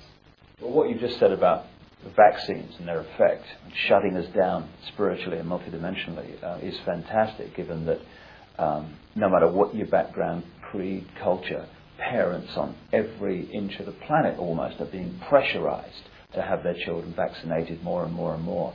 And to summarize what you've been saying, and indeed it's so much in line with what I've come to the conclusion about as well, an extraterrestrial race, reptilian race, disconnected us from our true magnificent senses in a long, long ancient world. They've been manipulating us ever since, and the more that time has passed, the less we've realized this is going on. And now we're at a point where we are in a prison without bars, a massive prison, and we don't even know we're in prison. We don't even know who the jailers are. Indeed, when the jailers are exposed, people just laugh and ridicule and all that stuff. So we're in an unbelievable situation. And we're in a jail we deny we're in. And there are jailers we deny exist. And we call it freedom. Yes, sir. Yes. You know, Mr. David, one of the reasons why I've joined forces with you is because I have serious reason to believe, and I will repeat these words until somebody shuts my mouth in death. I have serious reason to believe that on this planet things are coming to a head, and our invisible jailers are going to fight tooth and nail to prevent this. Say, our people say that the blackest night often heralds the brightest dawn. The human being, captive as he is, slave as it is trying to fight back. And this is where the crunch is going to come. I believe that we are not far away from the bloodiest crunch in the world. And I will tell you, my visions tell me that we are going to be struck with the most terrible sword of all, the sword of money. Something is going to be done to money which will bring us all to the level of beggars. And do you know why, sir? Let me tell you. I used to work for big game hunters in Kenya. And one of them was an Italian gentleman. This Italian gentleman was such a powerful hunter, a white hunter. He used to shoot 2 bull elephants a day in Kenya, and he used to celebrate the shooting with a huge bottle. He called it a magnum of wine. I remember him pouring some of the wine onto the heads of the dead elephants. And then, one day we went with this man to the land now called Rwanda, which used to be called Rwanda Urundi. We went up the mountain, and there, accompanied by pygmies, he shot a gorilla, a huge ngangi with silver fur all along its back. And the great beast died so bravely that this Italian hunter started weeping like a woman. He fired us, told us that the job is finished, and he never hunted again. Said, what I'm trying to tell you is this, that something inside us human beings is beginning to fight back against the Chitauri. Something inside us human beings is beginning to say no. And the Chitauri are going to drag us all right into hell itself in order to restore their power over us. Let me show you. Who would have thought in the 1950s, during the time of the Cold War, when everybody was expecting a bloody Third World War between Stalinist Russia and the Western nations, when British, American, and even Russian nuclear bombs were exploding all over the place, who would have thought that a few decades after that, there would come a time when a group of young men and women, the people of Greenpeace, would sail their ship, the Greenpeace Warrior, into a nuclear zone to prevent the French from testing one more atomic bomb. This tells us that something inside the human soul is fighting back. 40 years ago, it was once a very glamorous thing to kill animals. Today, a big game hunter like my Italian friend would never dare show himself in some hotels. He would be spat at and he would be beaten up by people, because the hero of yesterday, the Bwana Banduki, the gun Bwana of 40 years ago, is today a murderer. Now, things are coming to a crunch. 40 years ago, nobody cared a damn about the environment. People did not even know that there existed such a thing as an environment or a food chain. Today, there are people who would rather lose their lives than not save a buck which is drowning in a river. A God is being born inside us, all of us. But herein lies the danger. We must be aware of the Chitauri. They are real entities. They leave scars on human bodies. They kill people. They are murdering South Africa even as we are talking now. Every word you and I are speaking now is spoken too late, Mr. David Icke. AIDS is rampaging through our communities. And I have found a new disease in Botswana, which nobody is talking about even. It is 20 times more vicious than AIDS. It is called Ebola. Oh my God. And we must please be aware. Let nobody laugh when we talk about conspiracy theories. But there is one thing, sir, that I beg that you and others like you should discard. Una momento, as they say in South America. Stop calling the conspiracy a theory, sir. Theories do not kill people, Mr. David. Theories do not murder innocent children. Theories do not put multiple murderers of Kabila's stripe into power in countries. Absolutely. Theories are just ideas floating in the air. The conspiracy is real. It is there and it kills. The staggeringly intelligent, the staggeringly wise, and the staggeringly knowledgeable Credo Mutwa.